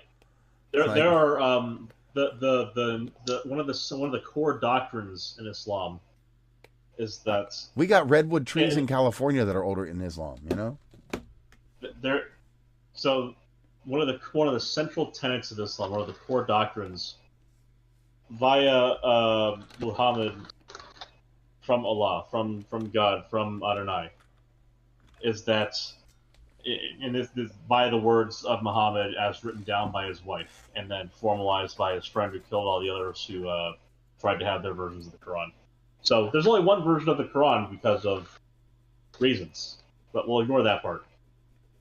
Central tenet is that the Torah and the Gospels, so the Old and New Testaments, were handed down to people in their perfect form, but they were corrupted. And that the Quran is the one true word of God. And while there's a bit of a have your cake and eat it sense to this, and that it says that the words of the Torah and the Gospel are correct, but that they were corrupted. So whatever the correct words are basically up to interpretation through the lens of the Quran in Islam. Boy, if only you had a Joe Smith brand tablet to figure all this out, huh? Right. So, but it gets better. You see, the notion that it is corrupted is that sometime after the coming of Jesus is when the Torah would be known to be corrupted. And the issue is the Dead Sea Scrolls are older than that. And they are the same as the Torah as preserved today. Well, I should say the Tanakh, so the full Hebrew Bible, if you will, not just the 5 books, but the rest of it. So that means that's what the Quran says, that it was corrupted within a certain time frame, is false. And it's from the word of who they consider the most perfect example of a human, Muhammad, as from the words of God, from Allah. So Muhammad says God told him that these incarnations of the Word of God are corrupted, but they were handed down in their perfect form. The form of that which it was handed down previously is the same as it is thousands of years later. The Quran was either there was someone mistaken writing this down in the Quran, or Muhammad was wrong, and therefore God was wrong. Or Muhammad was lying. Or that one. That's yeah. bad. Yeah, And that is that one being a concrete evidence, we know damn sure that this is the same as this, and therefore that is wrong. That kind of evidentiary basis exists for multiple key components of Quranic literature and law and study, and it's not something that it's an irreconcilable difference. Somebody is wrong somewhere, and there's no way that you can have your cake and eat it too on this one. And the issue is that in Islam, what this means is they effectively have to assume that the Dead Sea Scrolls, so everything including the verification, their content, etc., that has to be like that has to be like Satan trying to fuck with you. That's like saying Satan put dinosaur bones in the ground to dissuade you from the path of Jesus. It's as Looney Tunes as that. But you now have 1.5 billion people who are stuck with that as the only good interpretation that the faith has to offer through the institution of religion.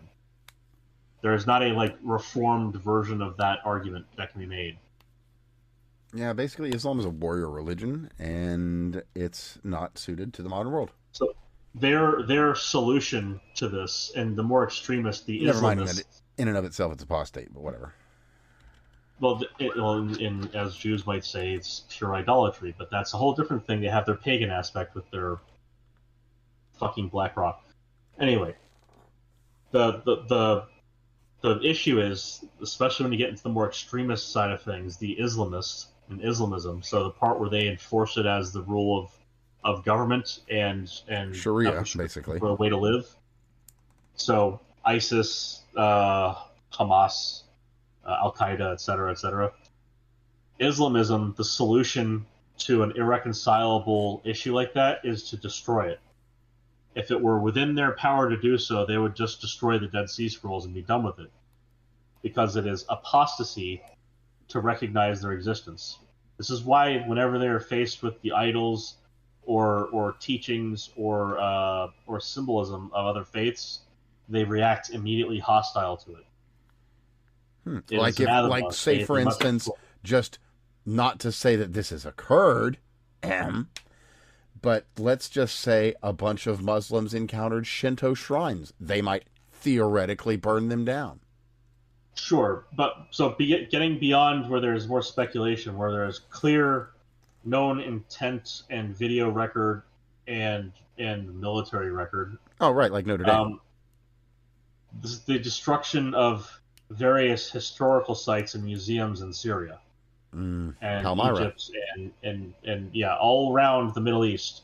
where UNESCO ISIS World and- Heritage Sites. One of the few things the UN actually does that's worth a shit. Right. So that's the kind of thing is it's not just going to be where they have it's not just going to be where they have major religious differences, like we say the Dead Sea Scrolls, where it's clear contradiction of their central dogmas. It's also where another dogma exists at all. It is a Basically, it can only exist in a vacuum. yeah, and it boils down to their way of looking at things in terms of black and white and how they frame things. A good example is jihad. Oh, sorry, not jihad. Land. You have the land of Islam, the land of submission to the will of God, and you have the land of jihad, the land of struggle or the land of war. That's the only two types of land that exist. There's other contexts in which there's different types of land, but in the context of where things are, there's the land of Islam, or the land of God, and there's the land of jihad, which is the land of war. So or the land of conquest. So, well, all I can say is that I encourage everyone to go out and buy a Super Soaker and plenty of porcine liquids. But anyway, by the way, I found this out relatively recently, and it makes sense. It's just stupid to me. Because I told my dad he got cheated. I found next to the range in the kitchen a little thing of bacon fat. And I said, "What the fuck? They cheated you." He said, "What do you mean?" And he and I kind of said at the same time after that, it's like, they forgot to give you the bacon. He stole it from you. But yeah, if you happen to live anywhere, say next to a place like Epic City, hopefully not, have yourself a wonderful backyard barbecue absolutely do every weekend, and make sure that you're frying up a healthy portion of bacon. And if your neighbors start blasting some weird ambient music at odd times of the day, feel free to blast your own. By the way, speaking of that, there was a fucking call to prayer one of the afternoons I was out there moving stuff around. Really? I was just sitting there, it's like, what the fuck is that noise? Because it was coming from over past the backyard. What the fuck is that shit? And it dawned on me, oh, it's roughly the right hour. That's the call to prayer. Holy shit. Like, I just sitting there thinking, if that shit came in my window at 5 a.m., there'd be a new Shinto temple with some Arabic written on the side of it. You know what I mean? Indeed. I couldn't fault anyone for expressing their deeply held personal religious beliefs and convictions. But, although going back to that, it's kind of disturbing. So here's the thing with Japan.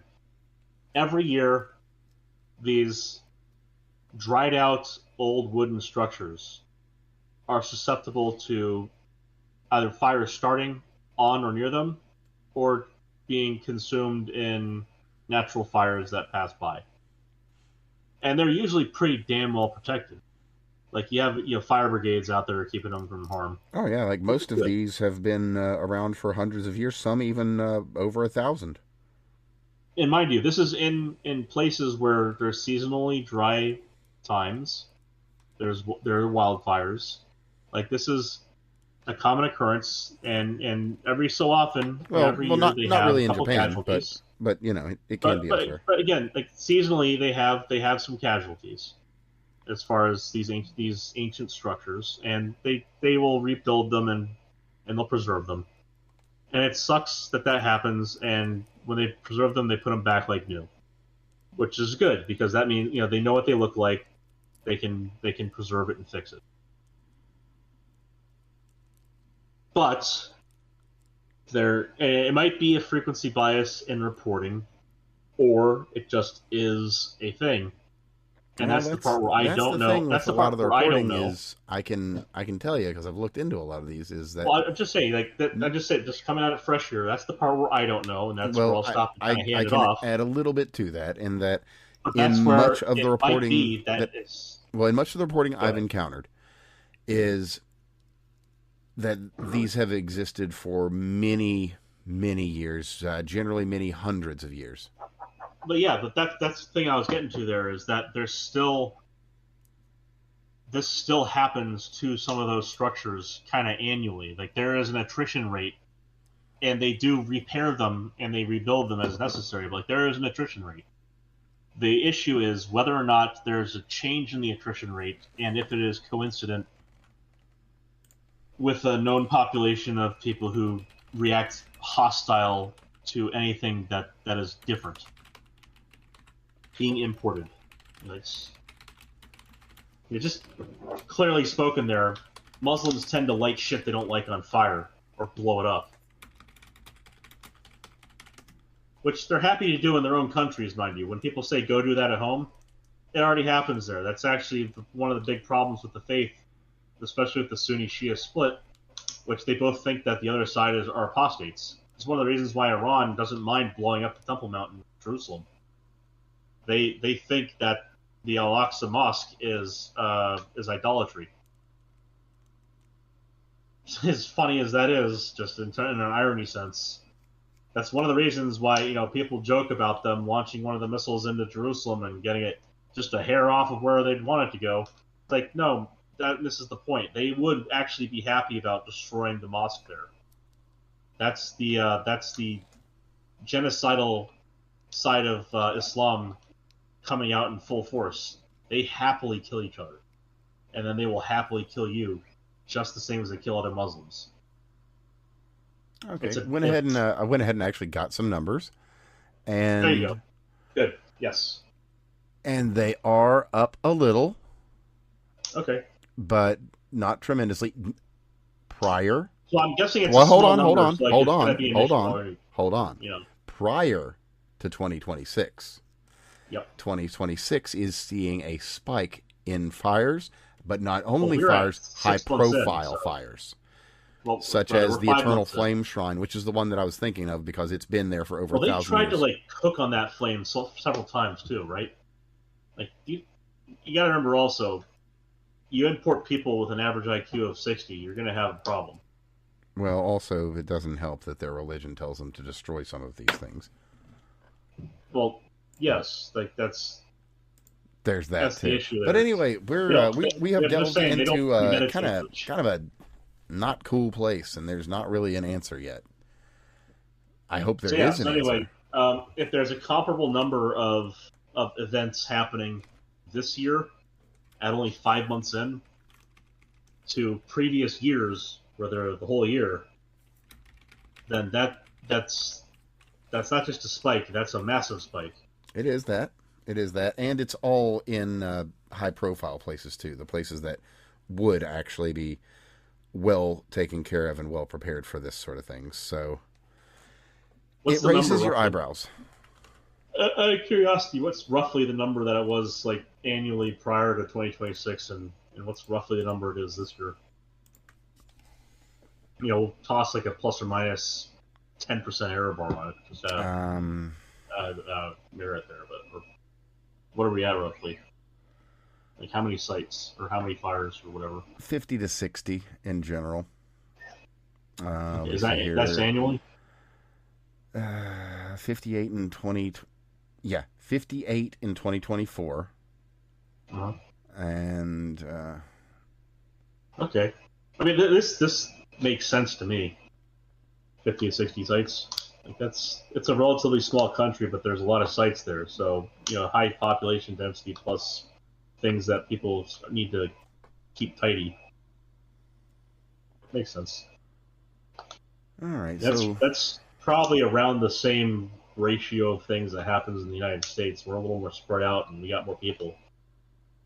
Now, that said, there has been a rash of burglary, vandalism, and that sort of thing. Not like petty burglary. That's not just Islam in that case. That's no. That's Indians, actually. No, it's not just them either. No, Africans also. Yeah. But kind of those two. Let's be real. Anyway. Let's move on to not exactly a good topic, but it needs to be talked about.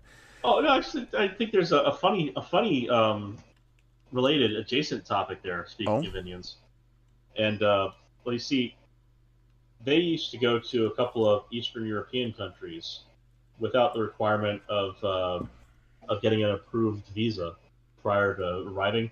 The same way we might go to Canada or to Mexico, kind of unannounced. You just show up and I'm an American and you get in. You might have to fill out a bit of paperwork, but that's your automatic visa. You just have to hold on to it. So Indians used to be able to go to, I can't remember the fucking country now, but there's one particular country that they just recently stopped that practice. Huh? That was wise. That was they just recently stopped the practice. And the sentiment online has been significant anger, largely in that they would people were going there because of the brothels anyway.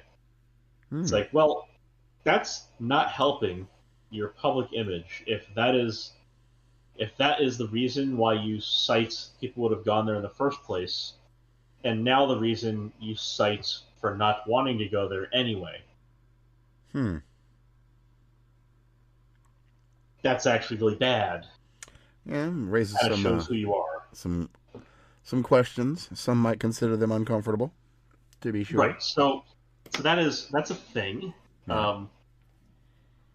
And so now they have to get a visa approved prior to entry. But anyway, just recently that happened, and that caused a bit of an uproar. There's let's segue with a good story then in the middle here. So I've got something that's actually related to that, and it's U.S. national parks. So you might call this good, you might call it bad. I don't take an issue with it because I think it solves problems, and maybe it creates some, but fuck it. So they doubled the price for non-citizens. Ouch. So if you're an American, just show your ID. You can come right on in. It's everything is exactly as it always has been. Ooh, Ramjesh, you wanted to go to the. That one's tough to argue. Man. Well, I mean, think of it like this: they're not here paying taxes annually, constantly, like the rest of us, They aren't. Our taxes do pay. So it's not just our taxes; it is also the entrance fees. Combined, those pay for the national parks. That they do. But a lot of it does boil down to taxes. There's kind of a background amount that you pay just to have it as part of the country. And then there's the club entrance fee, if you will. It's assumed that if you're going to use the facilities, you're going to pay that much extra to go there and use the facilities. So, we've got that kind of dynamic working. Well, and let's be real. There's that demographic that we've spoken of a number of times on this episode that is known for shitting places up, literally and figuratively. Well, I'm just saying that, as a base analysis for American citizens, we pay the taxes our whole life. That is what funds the national parks, among the rest of the government. That's what funds the national parks, is our taxes. And then in addition, when you go there, what funds a lot of the day-to-day operations, the infrastructure that is built around the tourism activity, that is largely paid for by the entrance fees. And so that twofold payment is what keeps those parks running. A person who comes here to visit from another country is not paying taxes here their whole life as part of the investment in those natural resources.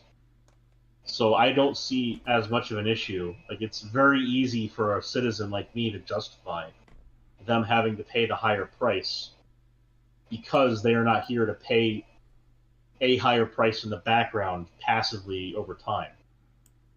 Like, we're definitely paying more than twice the price when we add in taxes that are paid for your income over your lifetime. So to see them pay a fraction more to come to parity, I don't have a problem with that. I think the reason why it might have been done might be questionable. I have no idea what the specifics would be. I know that probably just justifying based off of some activities that some groups of people have been participating in, like shitting up the parks. I think, frankly, if you're trashing up our parks, pick your threshold for what counts as egregious. I think if you're shitting up our parks, you shouldn't be allowed back in the country for like 20 years. Yeah, no visa for you. Because if you come in here and you're caught to being here illegally, you are kicked out for 10 years. That's it. A lot of the immigration violations largely boil down to a 10-year ban. We don't really kick people out for life. But I think something like that is pretty fucking serious. Like, that's my opinion. Is like that's walking through the house with dog shit on your feet. You know what I mean? Just what are you doing? Absolutely Wipe your fucking feet off. Absolutely not. But yeah, that's. I think what we should do is offer this. Like, if you want to get back into our country faster, you should have to petition us in court, in whatever court, in an embassy of your choice outside the fucking country, in your home country. Pick an embassy, go there, take a class on our basic civics, and prove that you give a shit. That's how it used to be, and it's partially back to that actually now. So that's something. Needs to be all the way back. Something like that. The people that genuinely fucked up and they didn't mean it can fix it, and the people who did mean it can fuck off. Because they're never going to go through and do the whole class thing. That's fair. So I wanted to. They'll go home with their ban as a trophy, and fuck them. They can some of them will even. But yeah, I've also I did want to segue that because I didn't want to go between one shitty story to another. So here we go. New York, they just signed the bill. You can't buy CNC machines. You can't buy lathes. You can't buy 3D printers. They've got to have surveillance software installed on each and every one. Can't buy them online. I'm all right with it. Got to do it in person. I'm all right with it. That means more stock to lower the prices for me right now. And New York City will suffer without, or sorry, not New York City, New York State will suffer without.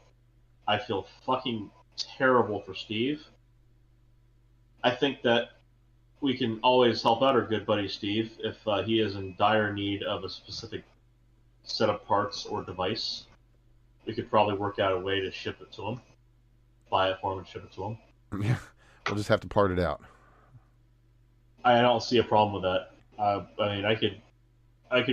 okay with that. I say help your neighbor in this case. Let the state suffer economically. And if they don't fucking get it, then they can suffer without. And that's terrible, but that will... we are a nation of 50 experiments. Indeed. That's the answer. That was the framers' intent, was to have 50 incubation chambers for good and bad ideas. We'll find out which they are. It's unfortunate, but it is what it is. It sucks. Steve, for example. Mm-hmm. I don't think that New York State wasn't doing a metric fuck ton of hard manufacturing. So their manufacturing base is probably not going to go away that fast. But that CNC side of things, people don't realize that the 3D printing issue also impacted CNCs. Yep. Everything across the board. Now, those devices, typically, when you're in a small or medium-sized business, those devices are typically bought and sold used. And this is for decades. Oh yeah, no, there is old CNC machines that are still in use today. Yeah. So, and it includes, digital readouts on mills and so on. So, To that note, I should say, even there's actually old. There's World War II era milling machines, lathes that are out there being used today. All that stuff, So basically, point being, there's a massive, what we would just call a secondary market. There's significant inventory depth and quality in the secondary markets on a lot of manufacturing equipment. So, to the extent that New York State still has manufacturing capacity, it's going to stagnate rather than die off quickly. And so that means that there's at least going to be a potential for industrial base recovery if the law is amended or repealed in such a way that it allows for rational, reasonable manufacturer return. I don't see that happening outright without the state. There's going to need to be some regime change for something like that happening. Well, it's going to be a couple decades before New York State might go red. Yeah, it'll be a minute. Fix something like that. They are. Well, it's like they chased all the manufacturing jobs away from New York already, so it's not like there's. That's the thing, is like it's. Hey, maybe Mamdani can speed the process for everybody a little bit, Oh, jeez, he's trying hard enough, isn't he? He is. Anyway, speaking of him and his friends, we should probably have another bit of good news now. How best to frame this in a way that sounds like it makes sense? Okay, I've got it. There were a group of Pakistanis that gang raped a French girl in front of her children. Oh yeah. This is actually a good news story, by the way. And they will be executed. So there it is. I say it like that, and it's like, oh, so this happened in like Europe or something, and they're actually doing the right thing. Oh, no. Some Pakistanis who gang raped a French tourist, meaning in Pakistan. No, France would never. France couldn't even, unfortunately. So, yes, it falls to Pakistan to do the right fucking thing with these goddamn monsters. It's, well, at least the right thing is happening. I only wish that it could happen in more places, so that perhaps somehow these things could be afraid again. The phrasing so far has been, if killing pedophiles is good enough for Pakistan, it's good enough for here. Right. Importing a shitload of Pakis anyway, right? So, what are you doing in England? It's more relevant in a place where there's a higher density of the immigrant population, such as, say, London. Mm-hmm. Or the Caliphate of Paris. Whole UK, right? But, yeah. Oh, anyway, moving on. There's nothing really more to that. Just, this is where we are. At least there's some good news. So, as we've spoken, the SPLC, they're under further indictment, and some more stuff has come out with that, so we'll be keeping an eye on things there. Let me see because I think there was something like just recently. Let me see if I've got that. Yeah. Here we go. I'll include this thread from Tyler O'Neill. It's like a 20-page deal on it, and there is a lot to learn in just the kind of fuckery that the SPLC was up to. But just one point I want to kind of zoom in on here is that informant F-37 has had no prior involvement with far-right activities until he tried to get a job at the SPLC in 2014. And he, I guess he did get a job, $300,000. That's pretty good pay. So we've got some. I just saw something about the SPLC today. There's plenty to see. But paying for their burning crosses. Literally. KKK. quite literally doing that. But the reason I mentioned this one is because that's a very, very small group of individuals. So F-37 isn't going to be F-37 for a tremendously long time. Because the internet is good at finding the answers to easy questions like this. So we'll keep you informed. I am definitely going to be watching this space.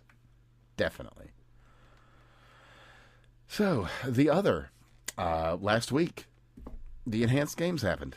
And some people say they were kind of lame. Some people say they were kind of cool. I watched them, thought they were pretty cool. It had the vibe of like one of the first or second or third X games. I see it going places. And it was a little overhyped and perhaps a little more commercial than, your average Olympics, because they're literally trying to sell the performance enhancers that the athletes are using. I don't have a problem with that, because these people are under the care of doctors. And say what you will, like, you're going to get bitch tits, your nuts are going to fall off. That's old drugs, people. That's old trim. That's like shit from the 80s. That just doesn't happen anymore. There's all sorts of counter agents. There's everything you need to actually be completely healthy, not blow up your heart, not shrink your balls, not get man tits. You can actually just be better. You know what's crazy? You can also just work out. You can. Case in point, the enhanced games. We had 3 athletes there. Now, were they better looked after than an Olympian? Yes, absolutely. Was their nutrition better on point than an Olympian? Is this yes, like, but that's all. That is it. Is this like the George Carlin take on the Olympics, where he said he wants them to do whatever the fuck it is they want to? I mean, kind of enhance themselves, become the pinnacle of humanity. I'm about it. I like it. So let's see what these people can do. Why not? But anyway, I got a hard pivot headline for you. I think it's pretty fucking funny. All right, well, we'll get there because I got one last one to close us out. All right, but they got one world record. What Guinness is going to say about it? Well, who knows? Because they were using the synthetic shark skin suits that the swimmers were using. They got banned because they work better, because they make you faster. Well, yeah. And it is what it is. Add in metamaterials, and you're going to get some metamaterial behavior. And then, you add in performance enhancers. And that's the thing. Apparently, this might actually be the third one. I'm not 100% sure on that, but this is the one where they actually tried to make it big. And it got a lot of airplay. There's, Dankula. He put out a video on this, and honestly, I don't think he did a really great job addressing things. A lot of his arguments are very old, and it just comes from, I don't want to say a place of ignorance. It's just, how are you going to know? Okay. Like, how are you going to know about the cutting edge of medicine when you're a comedian and you make shit posty videos and you've got to deal with the literal government trying to put you in jail for making a funny video about your fucking pug? So I can't fault the guy for not knowing everything. Peace, Pupper. Indeed. He was a good dog. So, these things are safe. Quite safe. If done properly and under the care of a physician that knows what they're doing, you can do a lot. So I think, personally, going to be an interesting thing to watch as the years go on. Because one of the biggest things about it isn't so much that, you've got these athletes that are doing these crazy things. It's that you've got athletes that are 32 to 39. That's fucking geriatric in Olympian years. And these people are putting out personal bests. One of them even setting a world record. And this level of performance, utterly unthinkable 20 years or so ago. So I'm all for it. I want to see people performing their best. Next, though, I want to see somebody. I want to see a prime time Olympian try this out on just the right regimen, just the right everything, doing everything to the max, and just throw out some record that Guinness has got to be like, all right, we're putting it in there, but we're going to put an asterisk by it because no one's ever going to fucking beat this until we got cybernetics in the Olympics. But hey, that's me. So, what's your pivot, my man? Take a look at Snapchat. Uh-oh. DeSantis. Oh! What? Wait, what? All right, I'll read this off for everyone to appreciate. DeSantis' plan to gut property taxes is a Soviet power grab. This is by Mary Ellen Klass. Mary Ellen Klass is a politics and policy columnist for Bloomberg Opinion.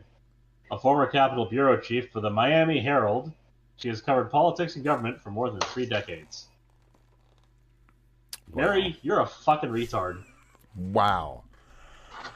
Mary, you ignorant slut. She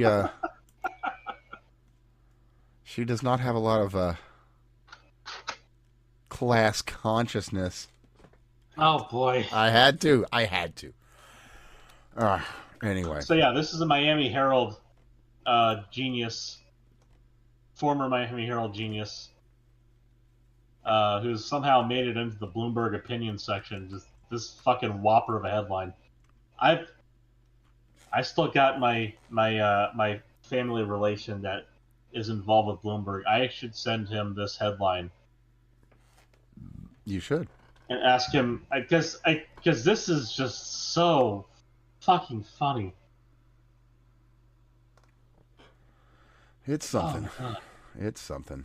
So, I've got a last little bit of good news. I might have 2, but I've definitely got one. All right, well, out of Tim Waltz's backyard, Minnesota. See, old Tim, he wanted to make things a little less easy for the folks that appreciate a modern sporting rifle, and perhaps a modern sporting rifle with a modern innovation in trigger technology. So, they had their AWB and their binary trigger ban. Well, guess what, faggot? No. That's it. Nope. No binary trigger ban, no AWB ban. So the Minnesota Gun Owners Club caucus versus Waltz. Court of Appeal agreed with a Ramsey County District Court Judge, Leonardo Castro, that the binary trigger provision was not germane to the underlying subject of the omnibus bill and could not stand on its own. The provision was stricken, and the ban remains enjoined statewide. Beautiful. And we need more of these, more precedent for binary triggers and FRTs being legal, because with binaries and FRTs and braces and such, who cares about an NFA? Quick note, someone has put together a bill to destroy it. No movement on that yet. But just so you know, we're in interesting times. We're in very interesting times. Well, so it's going to take another admin or 2 to wrap that shit up. It took a lot to get us this far down, but I mean, look at how many steps we've made away from the edge. Well, it took us 250 years worth of this shit to come back to the part where we're dealing with the King of England on our shores again. So I guess. Oh, I do have a second thing. That's right. The other second thing is there's another groundbreaking Neuralink implant they're going to be doing. They've done the telepathy. They've done the mind control thing. The telepathy is the communication thing. The mind control thing is like controlling a keyboard with your keyboard and mouse. Right. Now, blind sight. And they're wanting to try and get it into people that have none. Like, at all. Like, either you got no eyes, your optic nerve severed, you're born blind, something like that. They're wanting to just go deep. So the state of technology as of 10 years ago, 15 years ago, last I kept up with it, they were able to give people who were formerly sighted, so people who were not born blind but had developed optic nerves and occipital cortices, They're able to give them what we could probably say is, and this is circa 2015, like 480p vision, roughly. Okay. But it was like a big bulky headset. I remember seeing the like Discovery Channel thing. Like it was a big bulky headset, and like there's wires everywhere, yada yada. But you remember like those old VR headsets? Like if you imagine shrinking one of them down to the size of like a standard Polaroid camera, it looked kind of like they duct taped one of those to the front of their head, and they were able to see in like black and white vision. And then they were working on color or whatever. Yeah. Like they were able to give people feature detection. Like you were able to see good enough where you can make out stuff around you, which is awesome. But it was also really shitty. Like if you can see, that's a downgrade, man. Like, if you were born seeing, that's a huge downgrade. But it is an upgrade from not being able to see shit. Oh yeah, if you can't see at all, and then all of a sudden you can see shapes and shadows.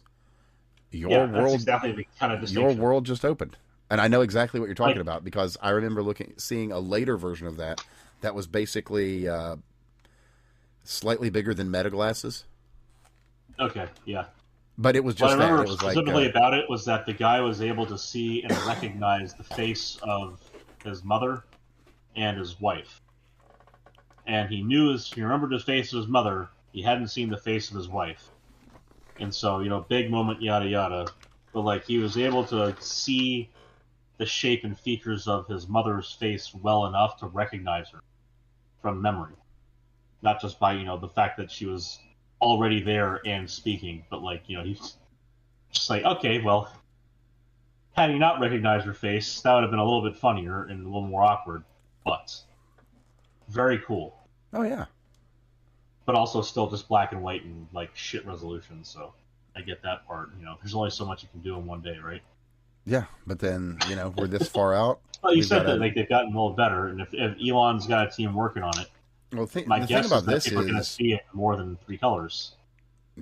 Well, the thing about this is theoretically, the interface is there. It's all just a matter of writing the code. So, cool. If that's what it is, then any camera will work. And if any camera will work, then that means you got super really sight. Camera will work. That means you can do some really wild shit. Well, here's the thing. We see in effectively tricolor vision. Now, the one cone picks up 2 colors. So we have some it's like indigo and violet, right? So we, blue versus indigo, and then indigo versus violet. Like those distinctions are largely, in our eyesight, are largely due to one of the cones kind of picking up double duty. It's why it's such a weak color in our vision, or so why it's such a weak set of colors in our vision. The blue, indigo, and violet. Like we key in on blue very well, but it's the red cones. It's either red or green that picks up violet as well. I think it's red. So that slight extra something that we see with violet, that's not really reflected well on, say, a computer screen. That's from a cone having 2 different excitation regions like that. But if you've got like the power of using a CCD to detect light in general. Yeah, like you can literally just have predator vision. You could put sensitivity to whatever fucking wavelength you wanted on. Oh yeah, you can. Oh, I'd like to zoom in on that. Okay, there you go. Like, well, getting beyond that, like a mantis shrimp has 16 different cones that it uses, 16 different colors that it picks up with. That's ridiculous predator vision. You want to have 360 degree vision in infrared and ultraviolet on top of color? Right. Okay. Your brain's going to have a bit of a fucking problem figuring that out for a minute. You're going to have a headache for a while, but you're going to be able to see shit you never thought was possible. Pretty much. It's pretty dope, man. Add in advances in that kind of interface, and then go and look at what we've been able to do with rat brain cells and solving mazes and so on. Like, you can, at the end of the day, a brain is a bunch of structured fatty meat. And you just need to have enough support structure outside of that to give it enough functionality to start interacting with its environment. So if you could dedicate, say, I don't know, the mass of the average human brain to just the optical side of things, like, this is getting into the sci-fi wetware area. Like, the movie Virus was gruesome, but not just like in the way that like the machine virus like repurposed human bodies into its robot creations to walk around killing everybody. It was also on that there's like, you get to a point where you have enough tools on the table where you can start doing really dumb shit like that, where you just have to be ignorant or I gotta be unaffected. honest. I gotta be honest. I didn't consequences. expect the first cool bionics to be eyes and interface. Oh, we got muscles and stuff that Well, do yeah, things, but I like- mean, not really. At best, we've got stuff that is getting close to mimicking biological function. We got cameras right now that are fucking crazy. So if this interface works, it's literally just a matter of plugging it in right in the code. Well, think of it like this: you have ridiculously good resolution in a small part of your vision, and then you have god awful resolution towards the outside edges of it. But you've got like pretty solid resolution in the middle of your vision. And then if you include saccades where you like, your eyes dart around, in the general frame of your forward area, you got some pretty good resolution. We could put an array of 8 or 16K CCDs on someone's face right now and plug it into their head. And I guess we're a bit of software patch away from it being functional. That's so nuts.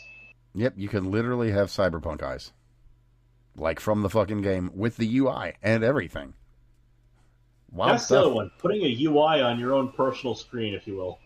Yeah. Let's put an overlay on. Oh yeah, just at the bottom idea left of- corner of your vision, you've got like your fucking heart rate, your whatever, blood pressure, Yeah, all your vitals are there. and fucking north, south, east, west, whatever. Got your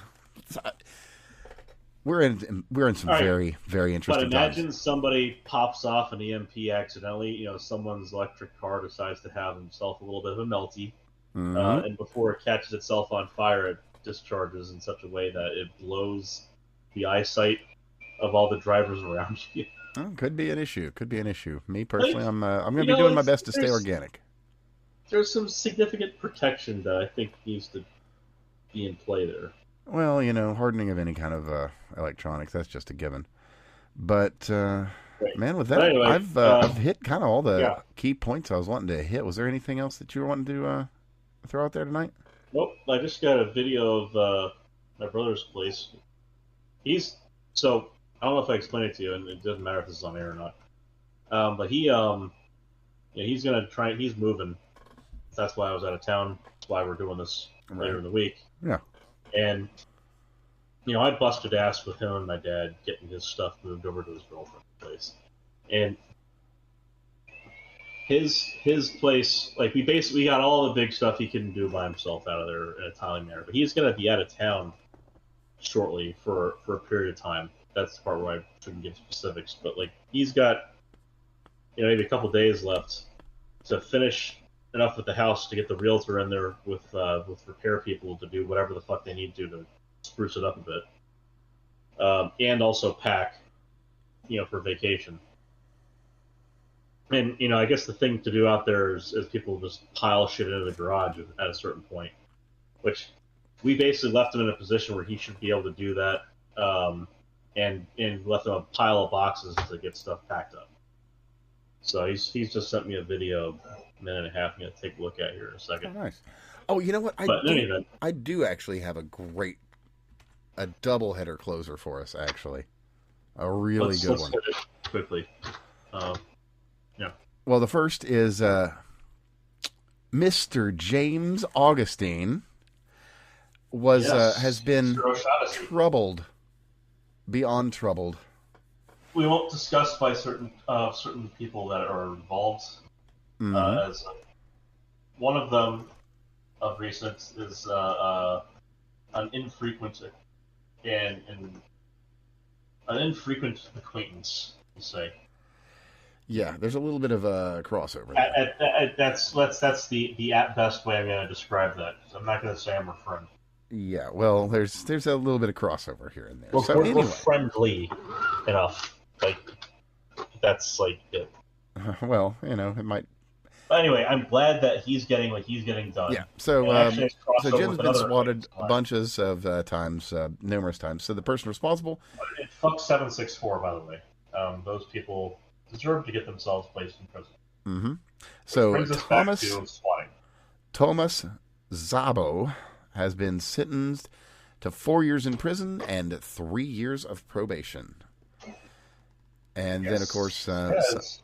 and that was with a plea deal. And apparently someone tried to swat him since that time. And that will probably affect that was that in plea response- deal poorly. That's the person I was just talking about. It's why that probably happened. And so that might Just have stupid. kind of a whole nother kind of resolution-y deal. Yeah. I'm guessing is probably still in the UK, unless she's gotten done there and gone back to Russia. But Yeah, the UK would probably not have much issue giving us a hand with something like that. yeah, but they are an extradition treaty country, and if we have an extradition request, Mm-hmm. they're probably in a position where they would much rather be happy with us than unhappy with us, given a lot of the geopolitics at play. Oh, shit. I've actually had a triple header. I'm just going to throw this one out real quick because I didn't get a chance to talk about it last week and I wanted to. We got new quantum entanglement communication experiment done. 1,400 kilometers, 0 losses via satellite. Very cool. We are getting really close to quantum communication, which is what's going to really allow us to do deep space right. Well, it's so keep in mind, speed of light is still a fundamental limit. But that said, security. Also that, yes. Security implications of quantum quantum telecoms. That is a huge bit of this. So like the light part of it, fiber optic is still going to be the gold standard. But if we can do quantum entanglement and communication through fiber optics and through satellite comms, in parallel with standard communication, that means we have secure communications in a way that is going to kind of revolutionize shit. Let's just say that the whole idea of a state actor doing the whole man in the middle routine, Yeah, no more totally man in the gone. middle. Totally gone. Now the question is whether or not we are able to, in the civilian world, push this on DNS. Because DNSSEC is already awesome, but the push to put man in the middle attacks as a commercial convenience are so huge that if they just say outright, we are physically incapable of doing so, that'll eliminate a lot of the dumb shit that's been going on the internet. Absolutely. So That is before we hit a lot. 4 hours officially, let's try. 4:15, sir. Sorry, That's how long we've been talking. I know. The show, we're actually 90 seconds away from a 4-hour show. So that's going to All right. happen. Get us there. Can do. So, beyond that, what was the other thing? Oh, now I don't have a lot on this, so I'm just going to have to keep an eye on it and let you know when there's more. But there's been something buried in the latest big budget for the continuing resolution fucking thing to kill FISA, which, woohoo! I would be down for that. But that's all I got for you. We'll have to see if anything actually happens with it. Get rid of Fisk. It's the worst thing that ever happened, allowing secret judges to determine secret cases on secret laws. All that shit is just so fucking publicly stupid. It is. It's bad stuff. And the last one, I'll throw a link on here, and that is that our man Don Treasy has said the names. He's going after George Soros and Reid Hoffman specifically for their funding of Antifa and left-wing terror. There's going to be a RICO investigation into George Soros. I have wanted this all of my days. Let's fucking go. And I think that is a hell of a closer for the show. What do you think, man? I think we're good. And with that, you can find my man Craig here at CraigBob99. I'm Evan at That Fake Guy Dan. All the places. Of course, share the show everywhere. Like, subscribe, comment, and bug everyone you know to be watching and or listening, because nobody does it better. You know this. Because Steve and I need our payments. Also, yes, make it happen. We need to make this thing big. I'm making less money now, so Evan uses us for slave labor. Yeah, and I don't even get to pay myself. You know how bad that is? What a bad look. I can't even afford a seersucker suit. Come on.